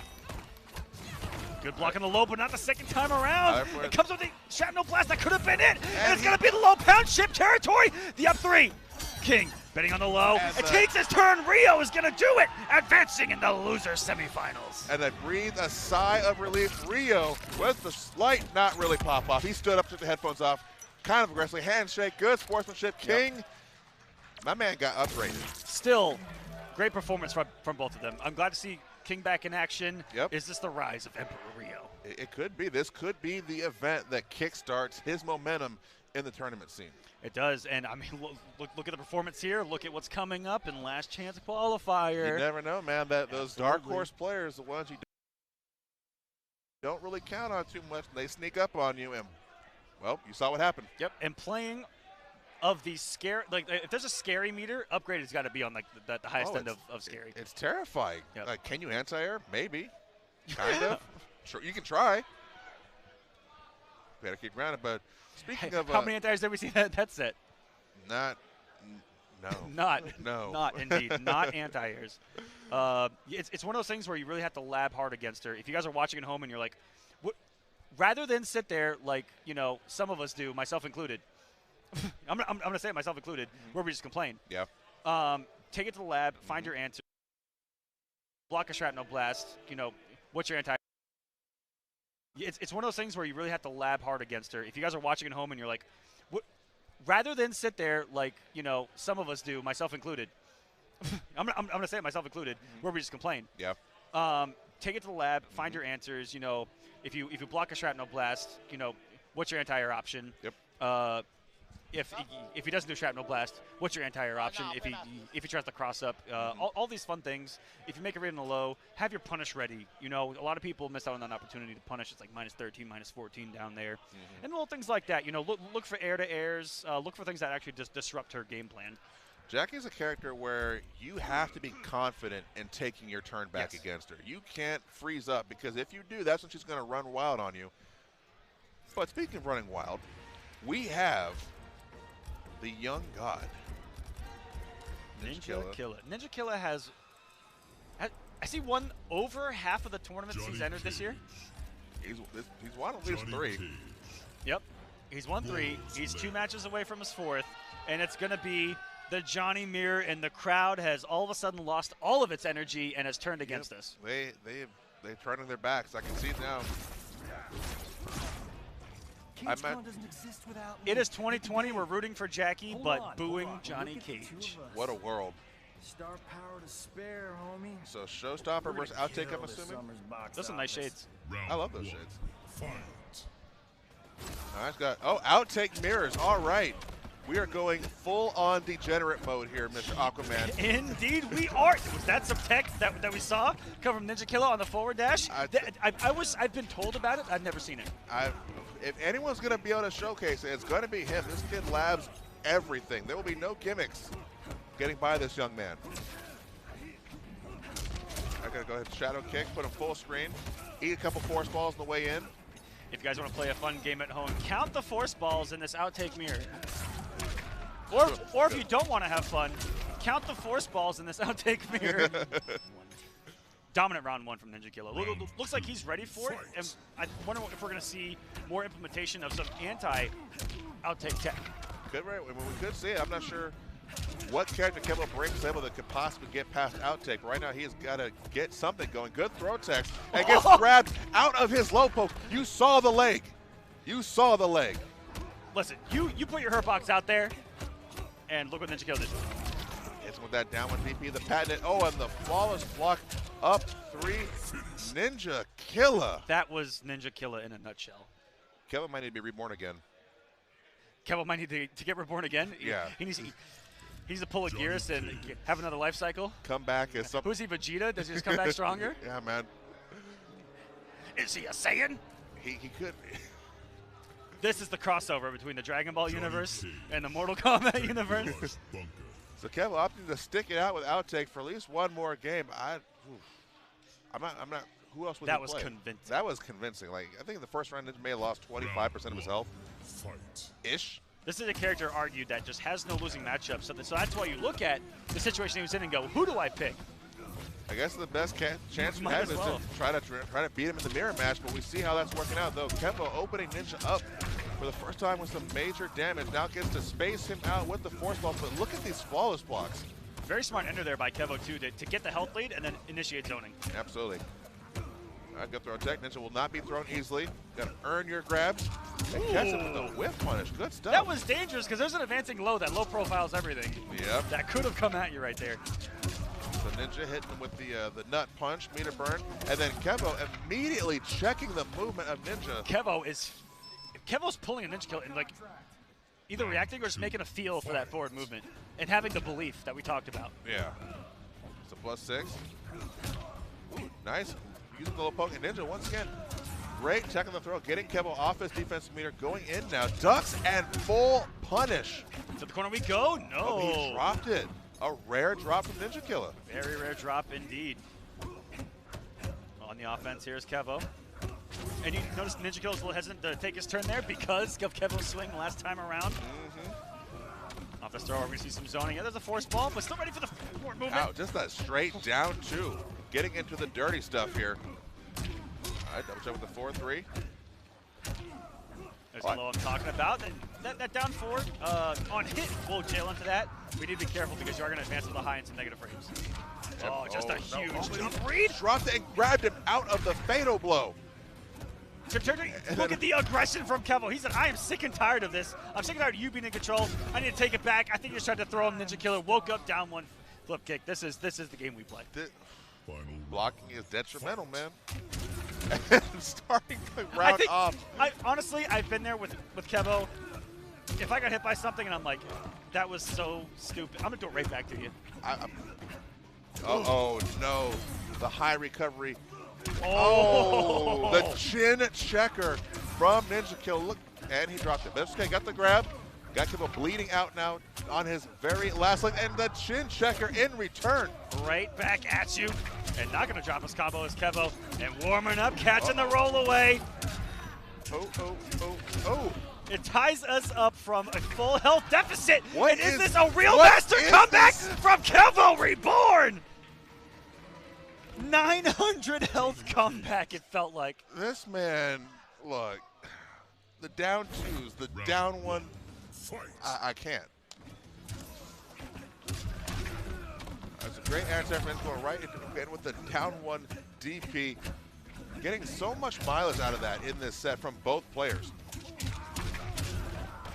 So Ninja gonna go ahead. The offense, these reads from Keval, these aggressive reads, are really paying off. Wake up forward dash buttons, wake up buttons, buttons into neutral, catching advancement, instant jump normals. We see how many times has Ninja just done walk up down one on Kevo's wake up and hit him out of something. That is one of the best meanies in this game. Look at that. Yeah, just right there. That was back to back down one on Kevo's wake up. Covers both rolls. Kevo doesn't have defensive bar, so he's going to up 3, he's going to up 2. And guess what? If he delays wake up, you keep mashing down 1 until they block it. Yep, and you start there, Ninja with the anti-cross up, standing 1. I did a down 1 trade on wake up. Both of them down 1. Yep. Okay, good duck on the shadow kick. Ninja has Killa right where he wants him, facing the wall. And from downtown, Ninja Killa just going down 2, reading the breakaway. Now no defensive bar for Kevo. Next hit could very well do it. Gets caught reaching. That's the down 2. This kid just doesn't want to get grabbed at all. He is micro ducked. He is down 2'd. Highs are something you don't want in your game plan when fighting Ninja Killer. That's a little bit of advice. You won that, guys? From me to you guys. That's Ninja Killer, who is currently up 2-1. Oh, thank you. Yes, I was talking to Beely, and they're playing a mirror, so it's hard to know who won. Shouts to Beely and Vandy, by the way. Shout-outs. Job. Putting together a wonderful event here in Tennessee. Great location, great event. That's a win-win-win. Yep, so trading off the pokes here. This is Kevo's last chance. Although even if he does happen to take the loss here, he's just going to go bound to the loser's side. I have a chance to think about what happened. Maybe try to readjust his game plan. Right now he's got the offensive cylinders all firing, keeping Ninja boxed in exactly where you want to have him, in the corner. Oof. This is some offense from Keval. This has been back and forth. Both games that Ninja Killer won were, I think, if you put together both games he won, it's as long as the game that Keval won. I could definitely see that. All right, great shadow kick. Again, Ninja Killer's spacing and reactions are immaculate.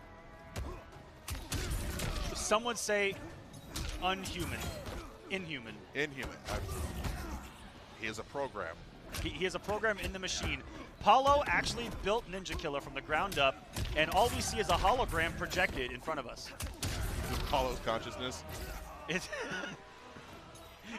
not even his consciousness. It's his revenge on us for complaining as a community. We deserve this. No, Ninja Killer is just one of the best players on the planet. He's that good. Afraid to walk up, deep casual back throw. That's a brutal throw for. This is a long throw too. He makes you sit there and think about it. The brutality where your spine comes out. And it's hard to check those mid-screen because you don't know what side they're going to want to throw you towards. And that's a scary spot. If you're just on the cusp of that thing whiffing, if you press a button, it sucks you in. I've been there, you've been there. It feels bad, man. And that's why you saw Ninja Killer just kind of sit outside of it. He's like, nope, don't want to do it. No part of that. Are we going to see him come back from Keval? That's a whip and a half. It's man. the execution there. Ninja Killer getting it this time around, puts himself on match point for grand finals. Yeah, Keval fully committed to that string. Ninja made him pay for it. Now he's in a bad position on the screen. Got to try to push his way out, trading the pokes. Such a tense moment. We had a nice little neutral reset, and it's the movement by Ninja Killa that just turns up the aggression. You know, those wave dashes in are something else. His presence of spacing. Ooh, just out of range of the up two. Great throw tech from him, and now a whiff punish. He tried to throw from a ways out too. Hey, man, he was hoping to catch one of them limbs. If that 4-3 whipped it, very well may have. Yeah, absolutely. All right, good out there for Keval, getting Ninja off there, and finally gets the throw on Ninja. Going to dump him back to the right side of the screen. And look at all these lost blocks. He's not going to get shipped out. But this is a full combo. No defensive bar on Ninja Killa. Still avoiding some of the chip on these lost blocks of projectiles, trying to work his way in. Look at the forward movement by Ninja Killa, and we got ourselves a game 5 here. Absolutely, game 5. Now that was very risky because Keval did not have any meter to amplify that. Let's go, son. I think it was the aggression out of Ninja Killa that really burned him, constantly moving forward, and Kevo not afraid to stand his ground and press those buttons and catch the advantages. Yeah, show that you are willing to check his movement like he's willing to check your movement. Listen, you have to use your mojo to counter his mojo, and you got to get cross mojonation. Cross mojonation. You heard it here, folks. Cross the beams, the mojo beams. And here we go. Yeah, going back to the down one throw. That's a classic staple of the NRS scene. Neutral's bed reset, and watch how it's usually Ninja Killa that takes the aggression and moves forward between the two. Yeah, just like that. He definitely wants to get in and close the space. And Keval doing a good job of kind of picking his spot at this point. Keeping Ninja at arm's length. Now has a little bit of a life lead. Can afford to sit back and then gets the cross-up jump 3. Walk-up throw again. Throw tech Ninja Killa. Great flawless blocks. Has the cancel on it. Off the fatal blow. He's going to have it back for another probably 5 seconds, and that is going to come into play here. Oh, Anytime. no. What an input error from Kevo. He thought that a jump kick was going to come in. The flawless block with the throw is going to give Kevo match point against Ninja Killa here in winners finals. From the grave, it seems. Ninja is aggressively chewing that gum right now. And it's a good sign. Maybe he might be a little bit rattled. Didn't expect this kind of fight out of Kevo. This is the first time that we've seen Ninja Killa in a match that might kind of make him sweat here. Kevo, a little too aggressive on that nut punch, though. Just a little bit, and drop his combo. Again, like King, Ninja is not someone you give second chances to. And with a health lead, Kevo, knocking on the door. Oh, he got it? Whiffed it down 3 into the throw. It is a back throw, and expect no is the aggression. It was Kevo who tried to change things up on Ninja Killa. That was so smart. Rather than throw a projectile, which he did 90% of the time there, chose to get aggressive. That's gonna be a big whiff, and he just lets it rip. I would have expected him to try to reset it and save that, and just get the damage off of the cancel. No, I think he wants the raw damage. Just kind of take a moment to breathe, sit back and get his composure. Oh, he got caught here pushing. we go. What's for breakfast here? A wake up down with a Kevo, the neutral jump. That's the chip out. Kevo has done it.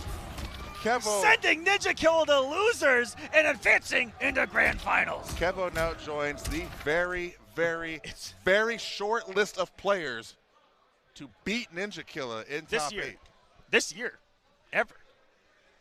Well, hey, I mean, he's the only person if you count this year. Yeah. All right, chill, bro. I made you over there, right? He got dunked on. Art just came in and just. It's cool. It's cool. It's one long day. I mean, like, the season still hasn't ended. All so season. Yeah. All season. All season. That's asterisk. All season. Yeah, pretty much. We're like the NFL. We're actually in between the years, but we just call it 2019. Yeah, for sure.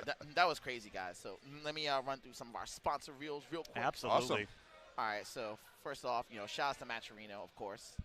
You guys can click like those links I pasted in the chat. I pasted one for SF5, Tekken 7, and Soul Calibur. What you're seeing right now is the Soul Calibur page, which is the bottom link. I set up the crowdfund for it last night. Just like at the last minute, try to raise some funds for the homies. The tournament was already over. It ended last night. Zephykai won. But if you still want to help them, I'm leaving the crowdfund open until the end of the event. So log into your Twitch TV page, use the coupon code KITSC6. And click the contribute button. And also check out the sponsor quest from GameStop and 24 Hour Fitness and the Twitter quest. You can basically donate $2 and something cents completely free just for some likes and retweets, guys. And, of course, the main one for Tekken 7 and Street Fighter. Tekken 7 is going to be coming on after this tournament. That's at $1,100. We're going to be splitting that down the middle. So if you want to help those guys out, the coupon codes is already used up. But we still have the sponsor quest as well. We have some items in the store. And shout out to the top 5 donors, giving some big bucks once again. Side plus $342.37. Roundhouse Steak, $43.38, $200. Onijin, $150. Nova XP, $50.50. And WD Big Game 21, $26. And of course, shout out to the rest of our lovely sponsors. Defend the North, July 17th to the 19th. You guys heard it. Like, KIT Gaming is involved in this event from top to bottom in terms of organization and how things are going to go. And, you know, obviously KIT is a really tight ship this year, and Defend the North should be no exception if they bring their organizational skills up there. So make sure you check them out at defendthenorth.com. Also, Chaos Dimension, that's going to be a UMVC3 invitational event. Shout outs to Battle of the Strongest 2 and 3 for inspiring people all over the world, especially Marvel, to do like their own one for Marvel 3. And anyway, it should be real dope. It's going to be on February 7th through the 9th. Shout outs to Air Dash Club in the Cut. Net Battles producing it, and it will be on NYC Furby. Up next, we have Frosty Frostings. That's coming January 17th to the 18th. Tonight is the last night to register, so make sure you register at smash.gg/FFXII. And on the left side, you see all those pop bonuses. You see all those Matcherino links. You see all those playable demos. And you see all those side tournaments. Tons of retro, tons of modern games, and a little bit of curveballs as well. So make sure you check it out. Once again, January 5th, midnight. Tonight is the last day to register. And, of course, if you guys enjoying the stream, you know, of course, make sure you guys sub to Team Spooky. I am also live as well doing a Marvel 3 tournament streamed by Net Battles right now. So make sure you follow me at the various social media, NYC Furby Twitter, FGC Sab and YouTube, and Twitch at NYC Furby. And if you do subscribe to my channel, you can get that Sab and Boon emote on the top right to spam in the chat, which is only fitting because we're watching NRS right now. And, of course, speaking of Naptown Clutch 2020, that's on the 24th and the 25th. You can register at smash.gg/Naptown-Clutch-2020. Lots of games right there. Unis, Tekken, Street Fighter, MK, Smash, and Retro as well. And, like, it's going to be one of the early Grand Blue Fantasy Versus tournaments, so make sure you check that out. Last but not least, we have Super Bit Wars 8. That's on April 11, 2020. Use the coupon code KIT2020 for $5 off the venue, and you can get more info for that at smash.gg SBW8. And I'm out of breath, so back to you guys. And we are right back into it. KIT Top 8 Ragnarok, Mr. Aquaman. We have a battle of what could possibly be two of the biggest fan favorites here in the NRS scene. We have Grrrrrr on one side, Emperor Rio on the other. These two are so loved. You hate to see them have to fight, but they're going to do it for the pride of the win and for this trophy. And if, you know, they got to fight Ninja Killa too. If you're able to make it through this match, that is your gift. Yes, sir. You get to beat the other fan favorite, make his team boo. You get to go on and beat Ninja Killa, then fight Keval waiting on the winner's side, and then take home this fantastic trophy courtesy of Vandy and his team here at KIT. Love it. I don't know who you got. I'm just going to cast the match, if I'm being honest with you. These are two awesome people in the community. And, yeah, I can't. Every time Grrrrr plays, I'm just like, I'm at the edge of my seat. My heart's racing. I'm sweating. Because, you know, all these guys at the end of the day are people that you hate seeing lose. Mm-hmm. But eventually someone's got to win. Absolutely. They're all friends, but someone has to take the L here. We'll see who's got it. DF Grrrrr versus BL Emperor Rio. Starting things off with a classic Garrus versus Jackie. This is a matchup that I don't know how much experience Grrrrr has in, because he has, you know, Coach Steve as a training partner, but mostly first round KO. And I saw them talking right before Grrrrr went up on stage. So he's definitely played upgraded. I don't know how much against him.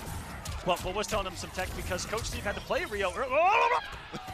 Rewind. You thought you hit me. Well, you didn't. I had to go back on my cast too, since it's a rewind time. I had to go back 4 seconds. Now, I can definitely see how this variation would definitely help against the credit, because he doesn't have to sit there and wait for Jackie to jump in at him. He can kind of bob and weave, but right now, Emperor Rio starting off with a very beefy combo. Ooh! He has Grrrrr box before a step kick, full combo punish. No meter for Grrrrr to rewind time again. He's got to take this. Ooh, sneaky low coming in hot. And then, like I talked about, so much hit advantage, it's strike throw right there. Absolutely. In that position. And this time, throw from Rio. Coming out, swinging. Yeah, now the clone is gone, so Grrrrr has no option but to fight his way out of the corner. Go, the big whip, but doesn't get the punish. 4-3, misses the down one. Follow-up, going to go ahead and do the 4-2-1-2 into the gauntlet. Rio doing a great job taking his turn back for a full combo. Grrrrr rewinding time. You thought you hit me. He's back to full health. All of that didn't matter, but still able to re-engage here as Rio and get back the damage that was taken from him from one of the most powerful essences in existence, time itself. Absolutely. Now a shades of the last round here. Rio going in, but Grrrrr now blocking the low, going for a full combo punish, double down twos. Awesome Gets stuff. the super plus frames off of the explosion of the clone. Actually making use of that down one. Rio gonna drop to the other side. Ooh, and the down to the comfort, and almost got the command grab follow-up. That would have been some beefy damage. All right, good flawless block. You do not want to test Grrrr's ability to flawless block your offense. And it gets opened up right into the fatal blow. I think he's still alive, though. I think it's going to be barely. After that shrapnel, you saw Grrrr for the down two, but you can stick out a poke, still alive, and get a full combo punish there rather than... Oh, and he just narrowly missed. Oh! Down two! Get to the down two! Got him! No breakaway, and Grrrr from the grave. He was from the grave. The fatal blow just barely whiffed, but Grrrr with the wherewithal a down two, expecting the dash punch punish. Now Rio slightly rattled possibly, but he's got to find a way to keep his composure. That was okay. Let it happen. Got to go in. Got to reset here. Is he coming in hot? Nope. Oh, he canceled. Look at the bait something. Beta forward three, beta clone, beta a sand trap. Something. We got shades of the first couple of rounds here. Rio already down, have Grrrr down over half his health. Trading the down one. Grrrr trying to get out of the corner. Great flawless block. Backs up a little bit, but now gets boxing. Great throw tech. Trying to check the down one. Forward movement. Ooh. Now we get the forward throw. The dunk. Ooh. And then guess what? It's Geras loops, baby. He can throw loop you, and he's got Oki there. Strike throw, very good off of Geras. Both of his throws. Here comes for a short hop there. Didn't quite get there. Got the combo, forcing him off of the meter. Short hops again. Not sure what he was looking for. The point blank sand trap. But Rio dropping his combo. Grrrr getting a lot of flawless blocks with a lot of meter, but we haven't seen the up twos following. Yep. Gets the sand trap, and we're going to give him a clone in mind games. This is good because, no fatal blow, but rewinding time gets clipped by the dash punch. Still got punish coming with the shrapnel. No follow-up from Rio, though. This gives Grrrr more life, and the hit confirmation. This is going to do it. Grrrr, absolute madness to win that game. Both rounds that he won on paper were losses. He even got Rio to smile. Like, yeah, yep. Even he's just like, what? Honestly, I was expecting the moment Rio did the air jump in, I was expecting Grrrr to fatal blow. But I was 8 seconds from winning this, and I'm never going to get that back. Because he rewound time. Every time. It counted. He made every one of those count to an extent. Jeez. He gets his health back off of that. Ooh, nice anti-air. If that hit any higher, he would have got a full combo off of it, too. Yeah. And Garrett going for the commitment on the down one time freeze. Tried to time freeze his way out, but got stuffed on startup. Misses the down two. Gonna lose a little bit of his damage there. Only 15%. He had the bar to make that plus. He's already come off so much of his resources. Yeah, both of these two have. Yeah, they're spending cash. Look at these flawless blocks. Even the jump is off of the different timings he's still getting. I think that stand 2 was a flawless block up 2 attempt. Maybe I put that out there. I'll get and then burns the crushing blow early. Emperor Rio in the driver's seat. Grrrr with look at these. There we go. Gross. It's gross. 3 stand. Oh, the interactable 200 god. damage later. Is Grrrr going to steal another round here in this loser semifinal? Yeah. No way! Oh my goodness! The last frame! I cannot believe what we are witnessing right now. This man must have breathed. Grrrr, please calm down. This is too good. He's just a boy. The last possible. He actually is. He actually is just a boy. This is championship caliber play. This is the decision making, the pressure, the mix up. Look at this damage. Racking up 400 into a throw. Has Grrrr reeling now. It's been the composure. For the offense that Rio has put on display, Grrrr has the composure and the clutch factor has been over 9,000 for him. Absolutely. Look at all these flawless blocks. All these jump ins, all right? The first sighting of 4-2 command grab, reminding Rio that, yes, I do still have this move. Oh. That had such a hitbox to it. It looked like it hit a down 3 or down 1 attempt from Grrrr there. And it looked like he once again tried to rewind time on himself, but it got stuffed on startup. Now it means Grrrr doesn't get his health back, loses all his defensive meter. He has to be careful not to get opened up. Jackie's got all of her resources. This could hurt. Keeping it to 1 bar, but still getting almost 400 damage. She's doing Garrus damage right now. She's doing it right back to him. Look for the big read out of Grrrrrr. And like I said, you have to find those options that get her out of these leaps. And instant jump normal, especially instant jump 1, a good option. He tried to triple. He tried to triple advantage. I like that. And he even false blocked that. Like, stop it. The slam, and welcome to the jam. That's my second Space Jam reference. I'm so sorry. Oh, I can't. I gotta stop. We're covering all the bases here. We're traded. They're trying to see who was more. Look at the health. It's back, but that's still a punish. It's actually really negative on hit, and another steal. Just a swing through the hit advantage there from Grrrrrr. Hit confirmation. Took a lot of health. Put up the trap, and he's out of there. Ooh, I like that. Call him Patrick Swayze because he's Ghost. Wow. You are dating yourself here, sir. Oh, the down two, and great whiff punish from Emperor Rio. Backing up just a little bit, baiting the button out of Grrrrrr. You love to see it. That's the caliber play I like to see. Is this 1-1? It is 1-1. I feel like we've already played 5 games. It is 1-1. This is nuts. 2 high-octane characters. That's not someone back to the character select screen. Both of them getting a drink. I'm going to get a drink. I'm sweating. You're sweating. They're sweating. It's crazy out here, man. The crowd's sweating. All of Rio's fans that have been very, very vocal, they've been pretty quiet so far. I think they've just been enjoying the level of play between these two. Man, Rio is going in the upgraded, just balls to the wall. Round 1, fight. Imagine having to play against this set. Nope. Yeah, exactly. All right, great throw attack. Going in for the dash punch, and great duck from Grrrrrr. Opting to go for the clone setup. Uh-oh. Oh, that was going to lead into plus frames and or a mix-up. All right, great forward throw. Gonna dunk her. In that situation, if you let go of block, you're getting launched, or he's going to eat plus frames, and then the mix-up following off a 4-2.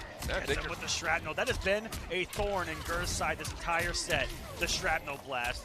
So hard to anti-air, and really is almost impossible to anti-air once it's become active. Yeah, it's one of those things. You see, he tried to go just for the flawless block.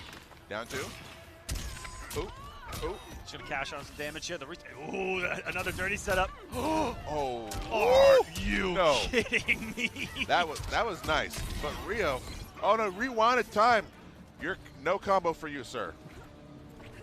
Every time Rio tries to get his momentum going, Grrrrr completely steals it. He blew that up and still flawless blocked that jump in. He did, in a couple of frames. This man has been hit in the lab. Look at whoa! Wow. It's gonna put him at a scary territory for these two. We got a scramble situation coming up after this fatal blow finishes. Wait a minute. Who's gonna have the better read? And sucked right in Emperor Rio. Wow. Play with fire, you will get burned. He decided to green eggs and ham it. So yo, look at Grrrrr right now.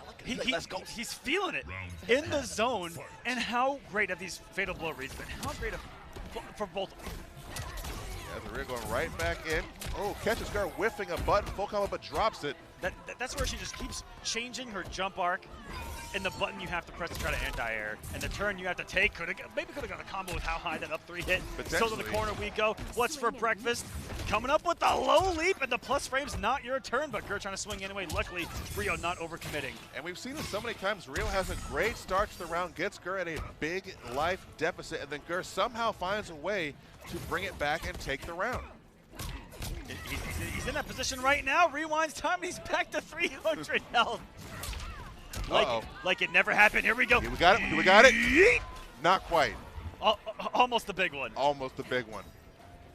That crushing blow has to travel the full length of the grab and land in the corner. It's one spot on both sides only.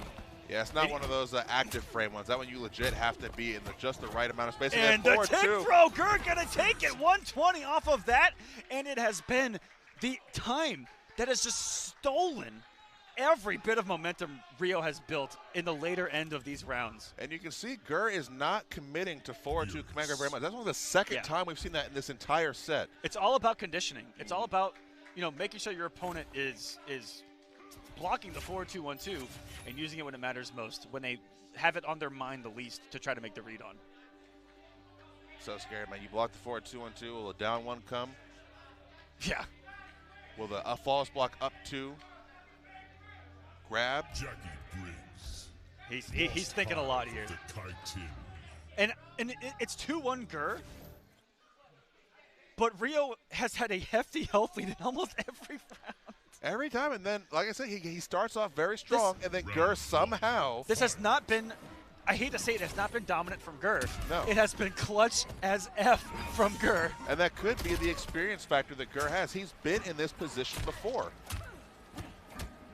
And there's that mind game of it's 4-1-2-1-2, 4-2. Do I push a button and then get scooped once again, yeeted to the wall. There's a great knockdown there as well. Grrrr, look at those temporal advantages. They have a great hitbox to anti-her with too. Absolutely. So you saw he kind of dashed underneath her now. Seeing that Rio's willing to commit to the long-range jump-ins. Ooh, like the aggression. All right, gets opened up.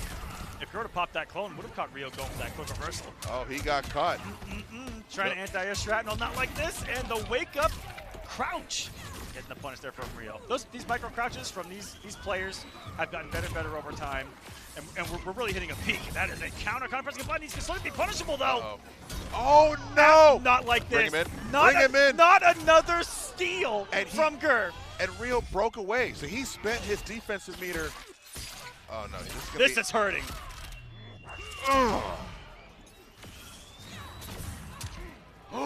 Oh, and the trade! The trade! How many times he stole another one because of the time reverse? I'm done. I'm actually done commentating this match.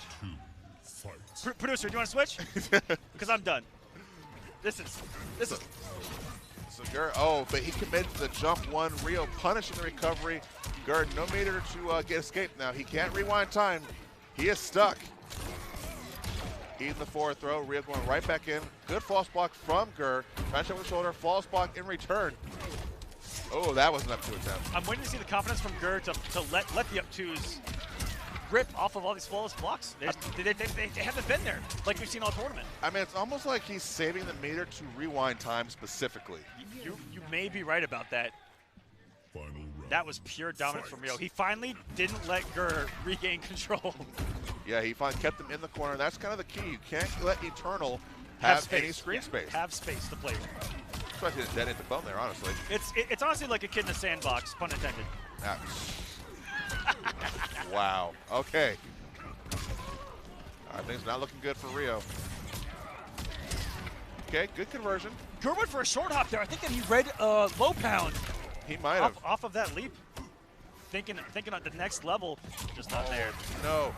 Rewind, yep. Other side of the screen. Get health back. Down 2, no punch Rio. Great jump 3 from Grrrr. Body splash, boys. That is safe on block. Just another one of Gearus' mids that there's no downside to just throwing it out. No, not at all. Oh, good false block.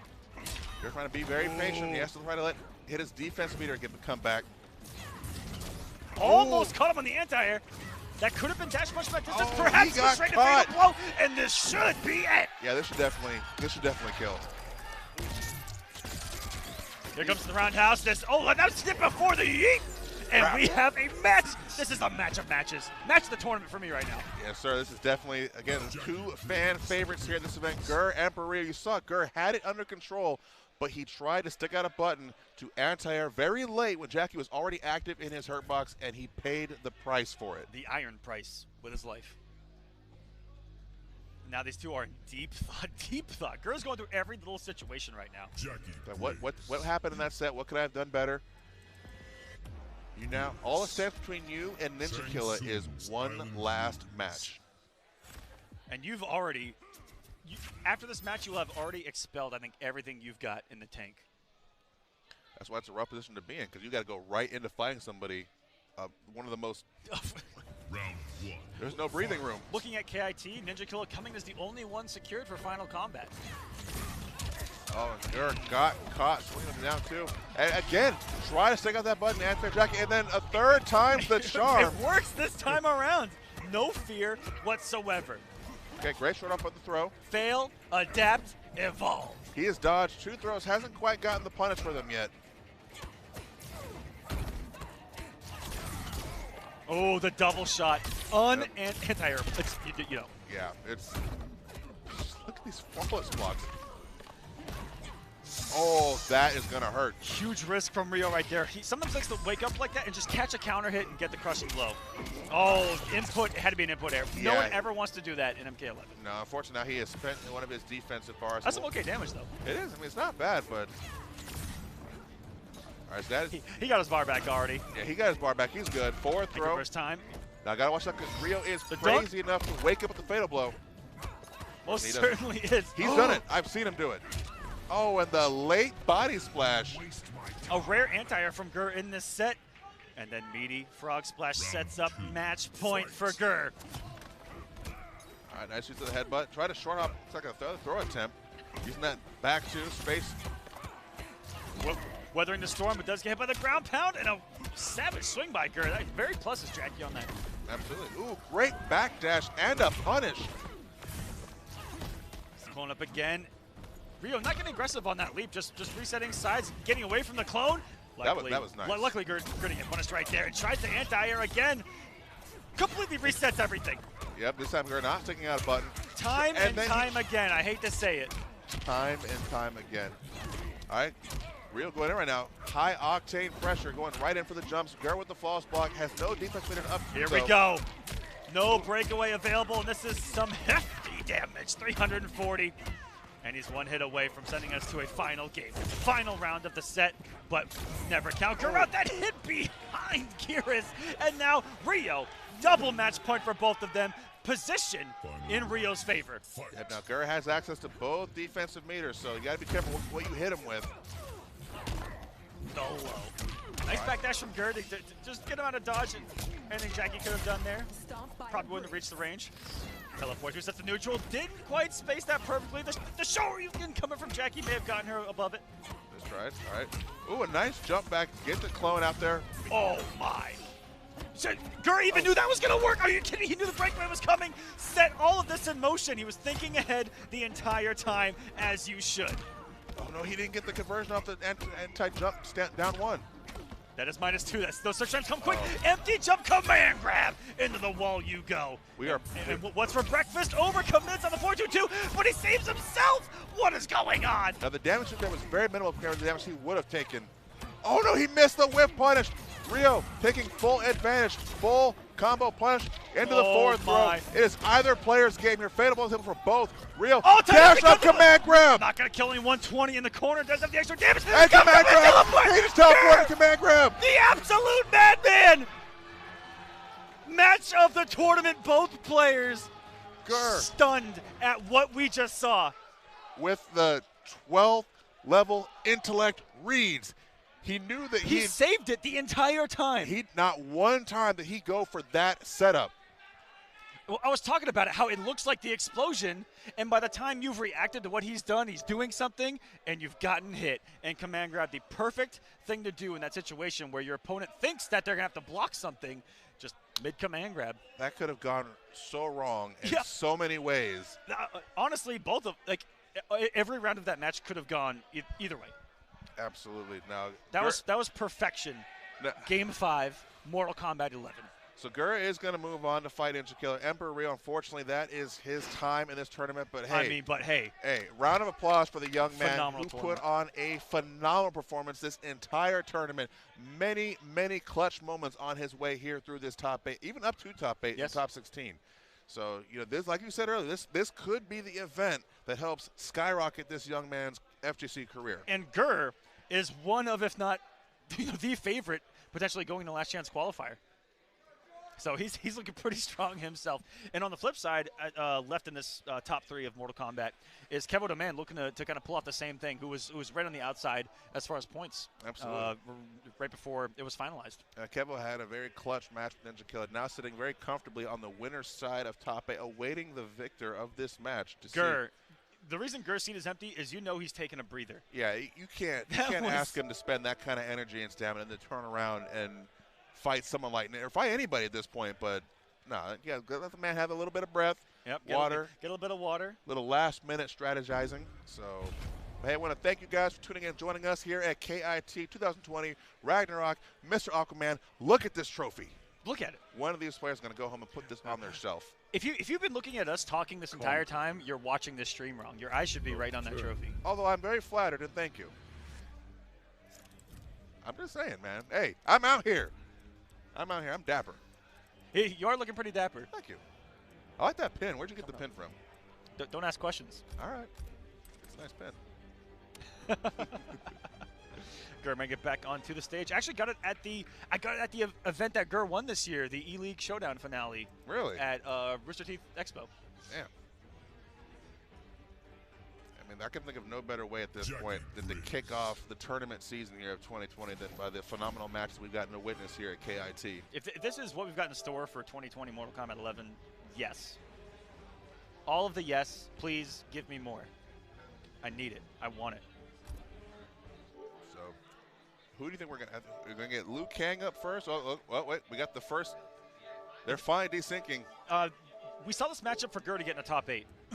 Grrrr Eternal versus Cam is Black, rocking Liu Kang. But on the flip side, I always think that Ninja Killa is going to play Liu Kang every time, and I don't know why. It's just burned in my head. All right. Oh, wait. What? Another Jackie pick. He does have a Jackie. Remember, Ninja Killa was the scourge of online when this game came out under that whatever Heidi he was using at the time, rocking people with Jackie. He uses a different Heidi every other day, I'm convinced. I would agree with that. Just so that no one catches up to which one's actually his. Cetrion sends her regards. Here to fight her battles. I thought he worked for Kronika. Here to finish what she started. Well, they're all like a collective faction. Yeah, you're right. Under Kronika. Make Kronika playable. It is her daughter. True. Yeah. Keep it in the family. I respect the Gears. All right, plus frames. But and up. Oh, just one step more, and that could have possibly been a crushing blow. Oh, we got to lower the health bars. Yep. But, you know, as we see here, Ninja Killa bringing in first round KO, which has been, you know, the Jack version that he has played since the beginning. And this is probably the matchup that Grrrr has the most experience against with his training partner. Absolutely. Like I mentioned earlier, he trains with Coach Steve very regularly. So Coach Steve, obviously one of the premier first round knockout players. So Shouts to R for catching that and giving me the overlay for you guys. It is 0-0, so there's nothing going to be missed on the scoreboard. Yep. But just so you guys can see the health a little bit clearer. If Ninja Killa versus Grrrr, we all know who's playing right now. Her back throws look like it hurts so much. I would not want to have her jumping on my spine. Not in a mean way. No. Wow, the down 4 anti. You rarely see that. And of course, the last breath burned up by the 4-2-1-2 into the gauntlet. Grrrr, a nice first round from him. Fight. Gonna go ahead and dash in down forward. Ninja Killa with a late jump in. You know, the one thing that really hurt Grrrr in the last match was his inability to anti-air. All the leaps and the shrapnel shenanigans, all that fun stuff. Here, it's just a simple grounded game. This is what Grrrr is used to. This is what Grrrr wants. You're just feeding him what he wants, essentially. And remember, Jackie does not have a projectile. Ooh, nice. Oh, he almost got the... Jackie doesn't have a projectile, so Grrrr can run away almost to his leisure. He can just play with the space, wake up, clinch. He's done that twice now. Ninja Killa, please. But if it ain't broke, don't fix it. Keep doing it. All right, right now, ooh, ducks it, but doesn't get the full. Oh, yo, that would have been it. He got again. Not again. What happened? Are you kidding me? I have seen that. Good blocks. Two more. Misses. What? Third time. The pushback plaguing him. Almost got the conversion. That one was close to he caught him. He did it. He did. Grrrr. Yeeted. We saw that crushing blow would have spelled the end for Ninja Killa, but for some, it whiffed twice. Twice, and then the pushback and the fatal blow really caught him off guard there. Yeah. But it catches us all off guard, really. Man is very aggressively chewing that gum. I wonder if that's where he gets his powers from. What if that's the tech? Chewing gum during your set? I believe it. Shots Guido going to go up and have them lower the health bars for us. It's also going to give Ninja Killa a little bit of a breather. Yeah. I mean, he was definitely putting in work that round. But again, this is the matchup that Grrrr should be the most familiar with of all matchups in this I thought game. it was a ballsy pick, honestly, purely based on that. You know, not just the most experience, but then we broke it down even further to the matchup itself. Johnny Cage. Turn up. Well, we knew this was coming. Johnny Cage. Showstopper, of course. Showstopper has been one of those variations where people basically have listed as one of Garrus's bad matchups. Yes. Is still able to find ways to make certain things whiff, but not being Infinite Warden there's a double mind game on both sides of 4-2-1-2 and the 4-2 command grab, which would blow up their attempt to try to make it with the 4-2-1-2. So that is an advantage that Eternal and New Era have in this matchup in comparison to Infinite Warden. That really has to commit or nothing. Absolutely. So Gurr starting things off pretty strongly. Dash up throw. Ninja with a great throw tech. Then, oh, I don't know about that. Yep. That may not have been the best time to use that move.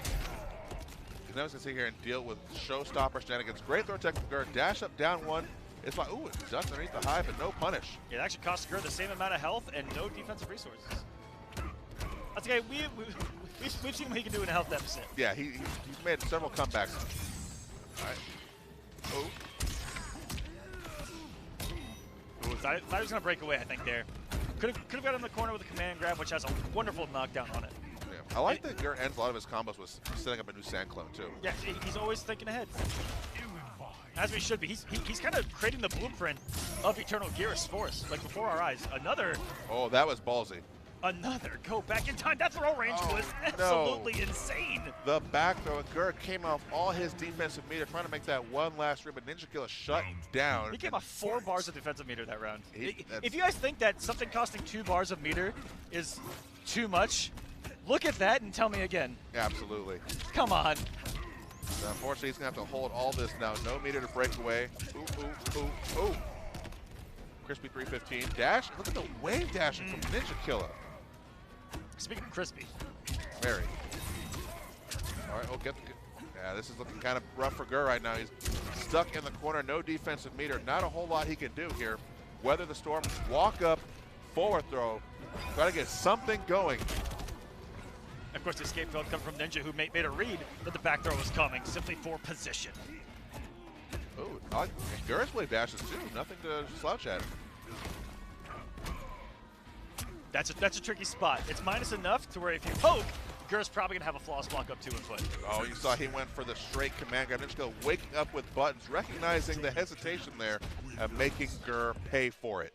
1-1 here in losers finals. Congratulations to everyone that is left in the tournament. They have made it into the money, but now it's this trophy on the line. Pride, first place, second place. Loser this will go home at 3rd. Not a bad spot to be in, considering how many people were in this tournament. What a stacked tournament for, again, only one of the final combat combatants showing up. This was stellar. This is just a taste of last chance qualifier. And, of course, so many people coming to KIT just because of how supportive it is for the NRS community, especially Mortal Kombat. Vandy loves him some Mortal Kombat. That's why you saw Mortal Kombat X here, and it was wonderful. Absolutely. Almost, I mean, over half the NRS games were really supporting it, man. Like I said, MKX, Justice 2, MK11. 3 generations of it. Starting things off here with the sand trap. Up 3, completely out of range. I'm not sure what he was looking for there. Maybe thought Gurr was going to dash in, but an up 2 coming off all his meter. Getting a little too crazy there. Waking up projectile too. I mean, he's in his position, so I'm sure. Oh no, Gurr rewind time right back in Ninja Killa's face. It's kind of the opposite of when he was using it versus Rio, which was later in the sets. He's using it really early against Ninja and getting burned for it. Yeah, absolutely. I would almost even take it out of the equation right now. As we see the throw range for Johnny Cave's looking really well. Great throw tech from Gurr, gets grabbed again. This is where Ninja likes to play. Right up in your face, and it's showstopper. How much damage? He's probably dead. Look at this. 480. He wasn't even done with the combo yet. 486. Nope, wasn't 80. 1 bar, and he still has fatal. Yeah. Showstopper 2020. Okay, gets caught whiffing. Gurr punishes the sand trap, establishing a lot of real estate right now. He just doesn't have that crushing blow anymore. Absolutely, doesn't have to worry about that as much. Gurr trying to bide some time here to get his defensive meter back so he can rewind time if need be. 4-2-1-2 again, teleporting backwards. Rebuilds the space, plus frames. Ooh, nice, blowing up the fall squad. That is punishable. Ninja taking a little bit of risk there. Off the poke, the delayed wake up in the buttons. Gurr kind of returning the favor. And here's the setup. Ooh, I like it. And he ducked There's so many mind games there. I actually just got mixed up. I think I would have got hit. I definitely would have gotten hit. All right, great whip punish from Gurr. If he did command grab, I 100% was getting hit because I was going to read the explosion and then the mind game afterwards. Such a great position to put in. That's a punish on the sand trap. Great into that fatal blow. No cancel this time around. The cash out. Now this is going to take it off the table, so if Grrrrrr can find a way to secure this round, it's going to be a lot less tools on the table for Ninja Killa going into the final round of the set. Woo! Getting poke happy. Very poke happy. And going up 2-1. Grrrrr inching closer in that matchup of outtake. Then, Ninja came out swinging in that game number 2. Good, man. So Grrrrr making slight adjustments here. Johnny Cage. And he's in deep thought once more. I mean, he's playing fine. He's burning the rewind a little early. It's just a hard trying to overcome this matchup for him. It's also a matchup where there's not going to be too much whiffing when you activate it. When he's activated it, he's moved a lot of position because Jackie would move him really far, or Jackie would be moving really far, whereas Johnny's just kind of not going anywhere, you're not going anywhere, and if you rewind time, he's still there, and he's like, what's up, bro? Yeah, he's right in your face. Nut punch! I'm +6 and right there with you. All right. Graves the command grab. He didn't hold that all the way. No, not quite. All right, great punish from this summoning by Ninja Killa. Down check from Grrrrr, gonna try to teleport into the corner. Caught him, and you see right there. Okay, I playing Grrrrr, he does that all the time, and you forget that it's even there because it's off screen. Next thing you know, you're getting clipped by the sand trap. I love this stage. Can we get a KIT stage? Just gonna throw that out there. Yeah, One time, I'm just gonna put it out in the air. Back into the match. All right, great stack. Ninja Killa bleeding Grrrrr out right now. Down one check. Ooh. I mean, this one is the KIT colors. It is. Definitely go with that.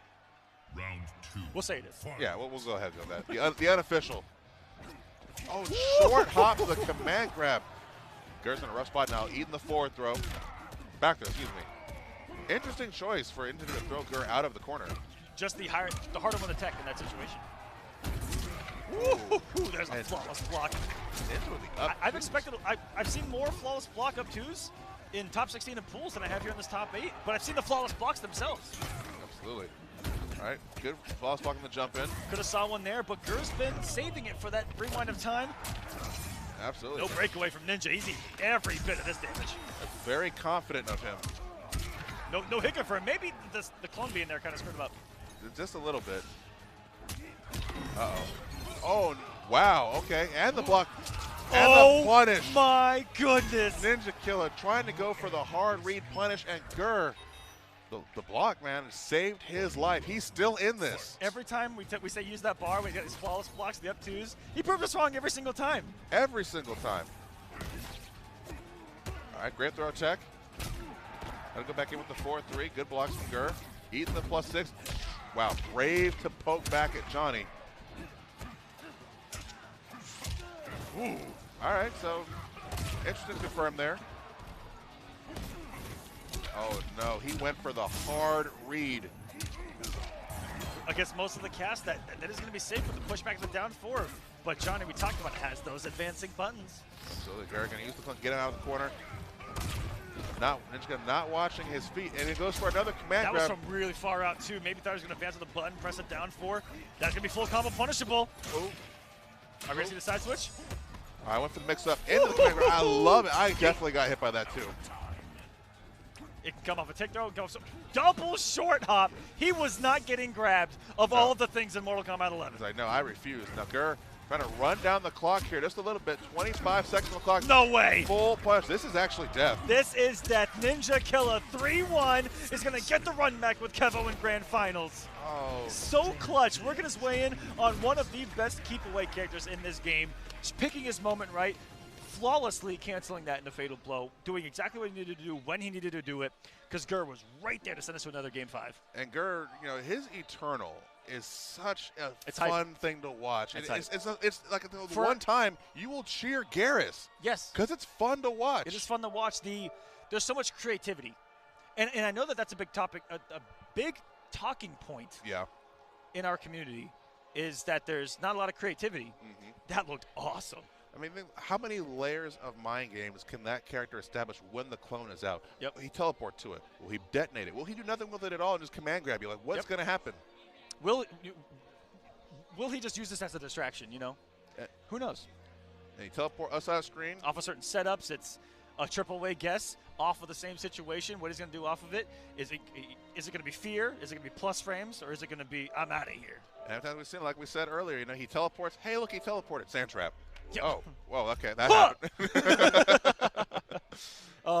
Especially when he puts it so far away, and you guys have moved forward a little bit, and it's off the screen. Yep. So you forget about it, and then he goes 8,000 miles that way and has sand trapped you already. And then we saw the offensive use of it, right?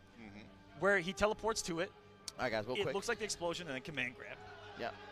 Then we run some ads for the grand finals. Absolutely. Awesome. Shout out to all 5,500 of you tuning in to some Mk11. Shouts to every single one of you. Yeah, seriously, shout out to Thank all you of for guys. watching Mortal Kombat. Make sure you check out Super Bit Wars April 11, 2020. Use the coupon code KIT2020 for $5 off the venue. You can check out more info about that at smash.gg/SBW8. Up next, Naptown Clutch 2020. You can find out more info about that at smash.gg/Naptown-Clutch-2020. Check out all those games on the list. It's looking pretty awesome. Something for everybody. And guys, if you're enjoying the stream over here, make sure you sub to Spooky's channel. And make sure you support my own. There is a UMVC 3 tournament going on right now at NYC Furby on Twitch. And make sure to sub to my YouTube at FGC Sabin. If you want to follow me on Twitter at NYC Furby as well. Johnny K. Up next, Frosty Frostings, January 17th to the 18th. Smash.gg/FFXII. To donate. I'm sorry, not to donate, but want to register. Excuse me. Online registration ends tonight, January 5th, so make sure you get registrations in. Also, Chaos Dimension, Static Alpha Tournament, UMVC3 Invitational. You saw it announced yesterday. It's going to be February 7th through the 9th. Shout out to Air Dash Club, Net Battles, and I'll be shooting at NYC Furby, so make sure you check that out pretty soon in a month from now. And last but not least, we have Defend the North, July 17th through the 19th. That's at defendthenorth.com, and you guys saw the announcement earlier. KIT is going to be running the show there at Defend the North. So shout outs to them, and shout outs for them holding it the same venue at the New Yorker. It was really nice. That's at 481 4th Avenue in Manhattan, New York. And before we get to the grand finals, let's push this match arena real quick. Make sure you use the links I pasted in the chat. There's one for Tekken 7 and Street Fighter 5. That's going to be coming on right after this. The promo code is KIT2020, but I believe it's all used up. You can also log in with your Twitch name and use the sponsor quest on the right to donate free. $160 for GameStop, 80 cents for some GameStop, 160 for 24-hour fitness, excuse me, 80 cents for some GameStop retweets. We got Twitter quests as well, YouTube quests, and we got items in the store. And if you want to help out the Soul Calibur guys, the Soul Calibur tournament ended yesterday, but we still have the match arena open if you guys want to use some free codes. The code for that is KITSC6 to donate 50 cents to the prize pool. Same deal with the sponsor quest and the items in the store. And shout out to everybody who has donated to that as well. Anyway, take it away, guys. We got the grand finals. Let me unmute you guys.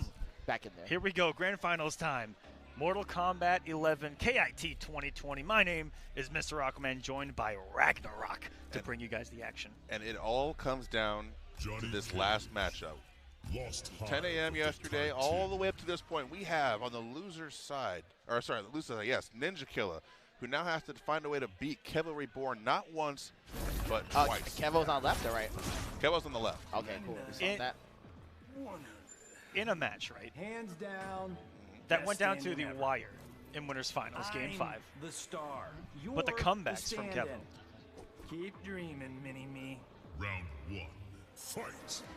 Ninja coming off a clutch win against Grrrrrr. That was starting to get sweaty in those moments. We've seen a couple of chinks in the armor when it comes to Ninja Killa.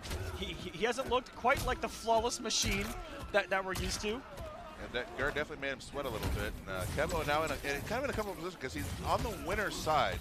So Keval only has to win one set if he can muster it. And already he's starting off with a pretty good life lead over Ninja Killa, establishing the zoning game early. And of course, in a matchup like Outtake, every decision matters so much, just like that. In the pace of the match, even for a mirror that, you know, on a more casual level is just zone heavy. These two are up in their face. They're moving quick. The pace is at a level that is unlike some more Mortal Kombat 11. Absolutely. Now, Ninja Killa did draw first blood in this round. So fast. Gets the trade and even gets the pop-up. And it's going in right now. Again, we see the dash up down one because these players like to wake up regular buttons and the wake up short hop. Woo. Wake up short hop. We may have seen a flawless block up 2 attempts. Just a little bit. I love that it's so blatant when someone goes for something like that. It is. When you see them just randomly jump to the top of the screen, like, okay, I know what he was going for. Instant jump normal into a full combo punish. Guess again. All right, so Ninja Killa with a very dominant round. And Keval going back to the character select screen. This is what he did. Even after a dominant game from Ninja Killa, on the winner's side, he would go immediately to character select. Johnny Cage. And he never changed character. All he did was, you know, different stage, best stage in the game, Kotal's Coliseum, by the way. But would always reset and think. I mean, you can sit and try to stall out your opponent, but kind of cool him off just a little bit. It's ice him. Ice him. All right, straight jump into the back throw. I like it. That's how I start a lot of my matches. Empty jump throw. Empty jump in general. Yeah, absolutely. Catch those advancing buttons. Watch out for the trip guard though. Yeah, just be a little careful. Just a little bit. So we got our first breakaway of the match here. Both trying to trade pokes, establishing the space, a little bit of a fireball. Great duck underneath the arcing shot. And that is great tech. That arcing ball becomes a mid, but a lot of characters can low profile like a down 3 at not max screen, but if you dash into a down 3, it'll low profile. Kind of like in the mid range. Yeah. So really, it kind of goes back and forth here. Trading fireballs, they're really just kind of low profiling, coming in to stagger, and then whiffing the throw. Full combo punish, 367. And Ninja gets those optimals off of it too, where he lands a stand jab, the kick, and then re-picks it up. Not a lot of Chinese go for this. He does, and that, again, another impressive round from Ninja Killa. Fight. Keval looking a little lost right now. All right, roll through, great punish, gonna put him right back in the corner. Where are you going, sir? You just got here. Kevo with the down 2. Almost picked up off that jump kick. He was a little bit too early off of it. The deeper the jump kick, the easier the conversion is off of it. And you can see he's got him so conditioned, he did not even punish the DP despite the fact he didn't meter burn it. Now Keval trying to go in, make something happen. He has access to Fatal Blow, which means Fatal Blow cancels if he needs them. Oh, and that sprint guard. No, he didn't even need it. It was gonna whiff. Not gonna see enough two off of that. Cancel, gets the throw this time. I was going to eat up some time on the clock. Oh, and this wake up Fatal Blow cancel. That was an actual flash parry in Mortal Kombat 11. We just witnessed it. We saw it a plethora of times in Mortal Kombat X 2 nights ago. But to see it here in Mk11 on display, absorbed a shadow kick. Just absorbed it. Dash cancel, full combo punish. As a Tremor player, I love it, but I'm also disgusted by it. Yes. Yes. Yeah. So they're going right back into no catch select screen this time. You see the casual flip of the bird from Kevo. And gets kicked in the face for it. Round 1 fight, throw from that distance. But it caught the advancement. Absolutely. You got to snatch up these hurt boxes when you can. They are there. All you have to do is interact with them. Absolutely. Fighting games, 101. Just a little bit of fighting games. So Kevo, he's down 0-2 in the finals right now. He's still on the winner's side, but yeah, that cushion's getting mighty thin. Oh, it most certainly is. But fortunately, he's got a pretty good life lead. He doesn't have to do anything crazy. He's got to sit back, make Ninja come to him, and punish him for it. You can see the bit of a difference here. Ninja is flawless blocking a lot of fireballs, mitigating the ship, double dapping down 1. Great flawless block attempt. No up 2 or up 3 to speak of. Aggression. Pure aggression from Ninja Killa right now. Looking for the auto shimmy. It's okay. It's still plus up block. Still plus up block. And just a straight shadow kick. Let him know that you will do it. Ooh, look for the high ones there. And why is everything getting flawless block when he needs it the most? I don't know. And the catch, and the throw tech. Ninja went up and opens him up. Because how many times do you remember, has he gotten thrown or tech the throw, and his answer is just like, well, dash throw. Like dash cancel throw. Dash cancel throw. So many times. So he changed things up and dashed up shimmied. And this is the evolution. And we judged it earlier that Ninja Killa is a program put into the game. He is evolving. Look at these focus. And then the whiff punish. This time Keval gets the better of the exchange. Going to put Ninja back in the mid screen. Walk and baits the up 2. Excellent whiff punish coming off all his resources though. He's got to be very careful. No offensive meter. Very little defense meter to speak of. Auto shimmy. Ninja trying to work his way. And it's the throws. just conditioning of throws. It makes you wary, and we've seen him swing with the down twos. We've seen each other swing, and that's what that shuts down. It is. Ninja is teching a lot of throws and false blocking a lot of fireballs. Kevo is not on both occasions. Jeez, that was 100 miles an hour. 3-0 bracket has been reset. That was the straight 3-0, resetting them with bracket. Now we are in one last set. Is Keval reborn, or did Ninja Killa just become reborn? Are we watching Ninja Killa 2.0? Ninja 2.0? May have buried. I don't know. We'll see. We'll see did the what machine happens. awaken? There wasn't. I mean, is Ninja Killa human after all? Will you make him bleed? Round 1, fight. I admire him sticking with the outtake. Got to stand one punished. Again, that low that advances from Johnny, it doesn't have a hurt box that's up. You know, the highs do not work against it. It's a slide. Absolutely. We see Ninja Killa already punishing Kevo for trying to reach with the down two crushing though. Kevo now trying to come back off of a very big light that gets whiff punished for his trouble. But Ninja dropping the combo, very uncharacteristic of him. That's okay. He has Rising Star to keep him safe there. All right, and you saw it. He's so good at dash throws. I don't see anyone else in the community use it just quite like he does. Yeah, just a wave dash into a throw, and throws are like in the mid screen are a very good mix-up. You don't know what side he's going to want you on. Has wonderful range too. All right, check with the pokes, and then great whiff punish from Kevo, taking the start back, getting Ninja off his meter. Ninja swinging with the down two, almost got the full trade. What's scary about that utilization right there is that at those ranges, you're worried about the advancing normals. Yep. And then he just does that, and you're like, I don't know what to do anymore. I'm completely lost. That's how I would feel. I feel like that's where Kevo has just found himself at the level that Ninja came to this grand final with on a loser's side. I mean, it's so good. You can see them. They're basically opening each other up off of the whiff punishes. Oh, swinging again is Kevo, and Ninja Killa, for the first time, is winning this tournament. He is. I mean, you see it. Johnny Cage, with all of the advancing strings he has, is perfectly positioned to whiff punish anything you throw out there. This may be the first time where Kevo has to look at the characters and go, is it worth it? Maybe something crazy here. But what better option is there than a 5-5 when no one else is going to have any higher number? I mean, you think of the other characters play. I mean, he plays Jackie, but so does Ninja. Like they both play each other's characters. Round 1, fight. It's one of those, if you can't beat him, try to join him, and then Kevo immediately with the flawless block. Ninja Killa is on a whole other level right now. I don't know what Kevo did. Oh yeah, he beat him. That's what happened. He made him mad. And then he made him angry. Mad. Kevo, I don't know what the adjustment needs to be, because it can't be slowed down, because Ninja Killa is just going to stay on the offense. And you can see it. Look at the life difference already. And on the winner's side, he was able to almost out-aggressive Ninja Killa, if you remember. He was the one that was getting aggressive with the buttons, catching the advancements, and now it's Ninja Killa who just turned it up to 11 and has been running away with this. He made him mad. He's like, you sent me down into losers where I got to fight Eternal Garrus. I had to fight Eternal Garrus down there? Come on, man. And look at that whip punish. Finally getting it, too, is Kevo. He didn't commit to the special move either. And then Ninja Killa. Oh! I have to ask the important question. If it was a single hit and a fatal blow, did he confirm that?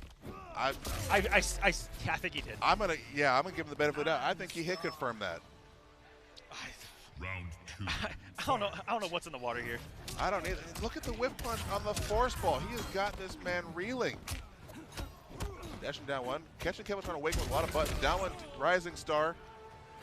Hesitation from both sides. Double tapping the down one. Answering back does Ninja Killa. Ooh, ooh, oh. Aggression continuing. What's his forward dash? He's not afraid whatsoever.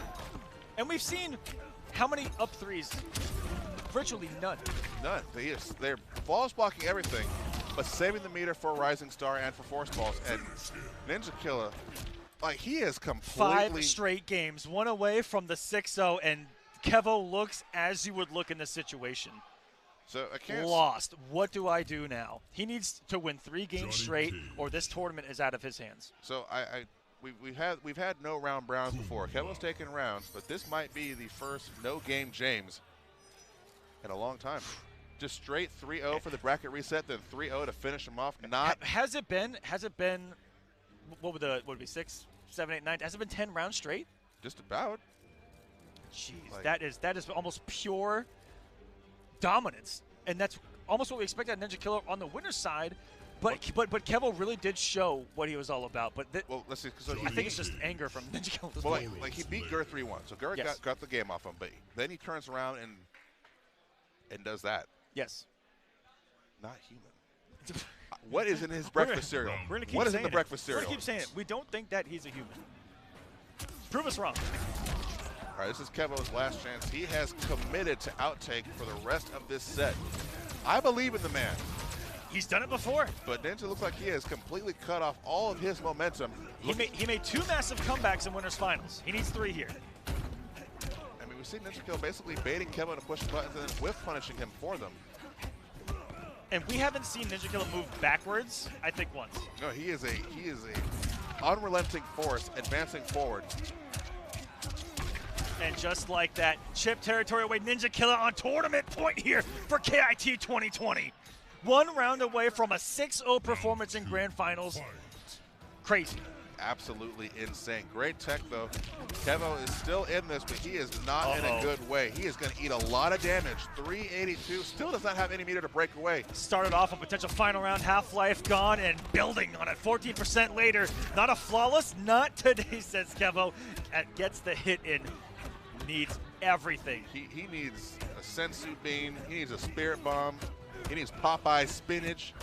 He needs all of it. He needs all of it combined in a singular form and taken at once. Right now, he will need it. Let's catch it with punish. Oh. I think he's ending with the Rising Star to keep Ninja Killer close. Does not want him back. And the standing one interrupts the Rising Star. We just saw some technology and still the forward movement. The grabs from Ninja Killer 1 away. Coming in hot and ready. Backing off for the first time just because he was so close. Gets the down 1 and Ninja Killer is our KIT champion. KIT champion, the no game James here in top 8. Grand finals reset. 3-0 to reset. 3-0 to take it. Ninja Killer, what happened? What was the difference maker? What changed when he lost to Kevo in winners finals going down into losers? Was he mad having to fight Eternal Garrus? Did he sit there and go, did I really have to fight that? I'm gonna make you pay for that. What changed? I mean, chat, speculate with us because we don't know the answer. I don't know the answer to that. Was he meditating? You're asking me impossible questions right now. It's the gum. It's the gum. Did he? He changed his gum. I'm certain of it. Did it have no flavor in winners finals? He had that juicy fruit. That 2-second. It only lasts like 10 minutes. 10 minutes and it's gone. Max. He had to get a new stick of gum. Okay. It was a game 5. Guys, we don't know. That was insane. That was Ninja Killer coming in and doing his thing. He's walking away this weekend with 2 trophies. Two Mortal Kombat trophies. He's his 4th tournament on the season. The first Mortal Kombat tournament of 2020, getting the W. So starting the year off right. Final Kombat is 3 months away, where he's going as the number 3 seed, and that was looking scary. Message sent, I would say. Is this the start? Is this the passing of the torch? Will Ninja Killer be our new overlord? We will find out on the next episode of Mortal Kombat 11 competitive.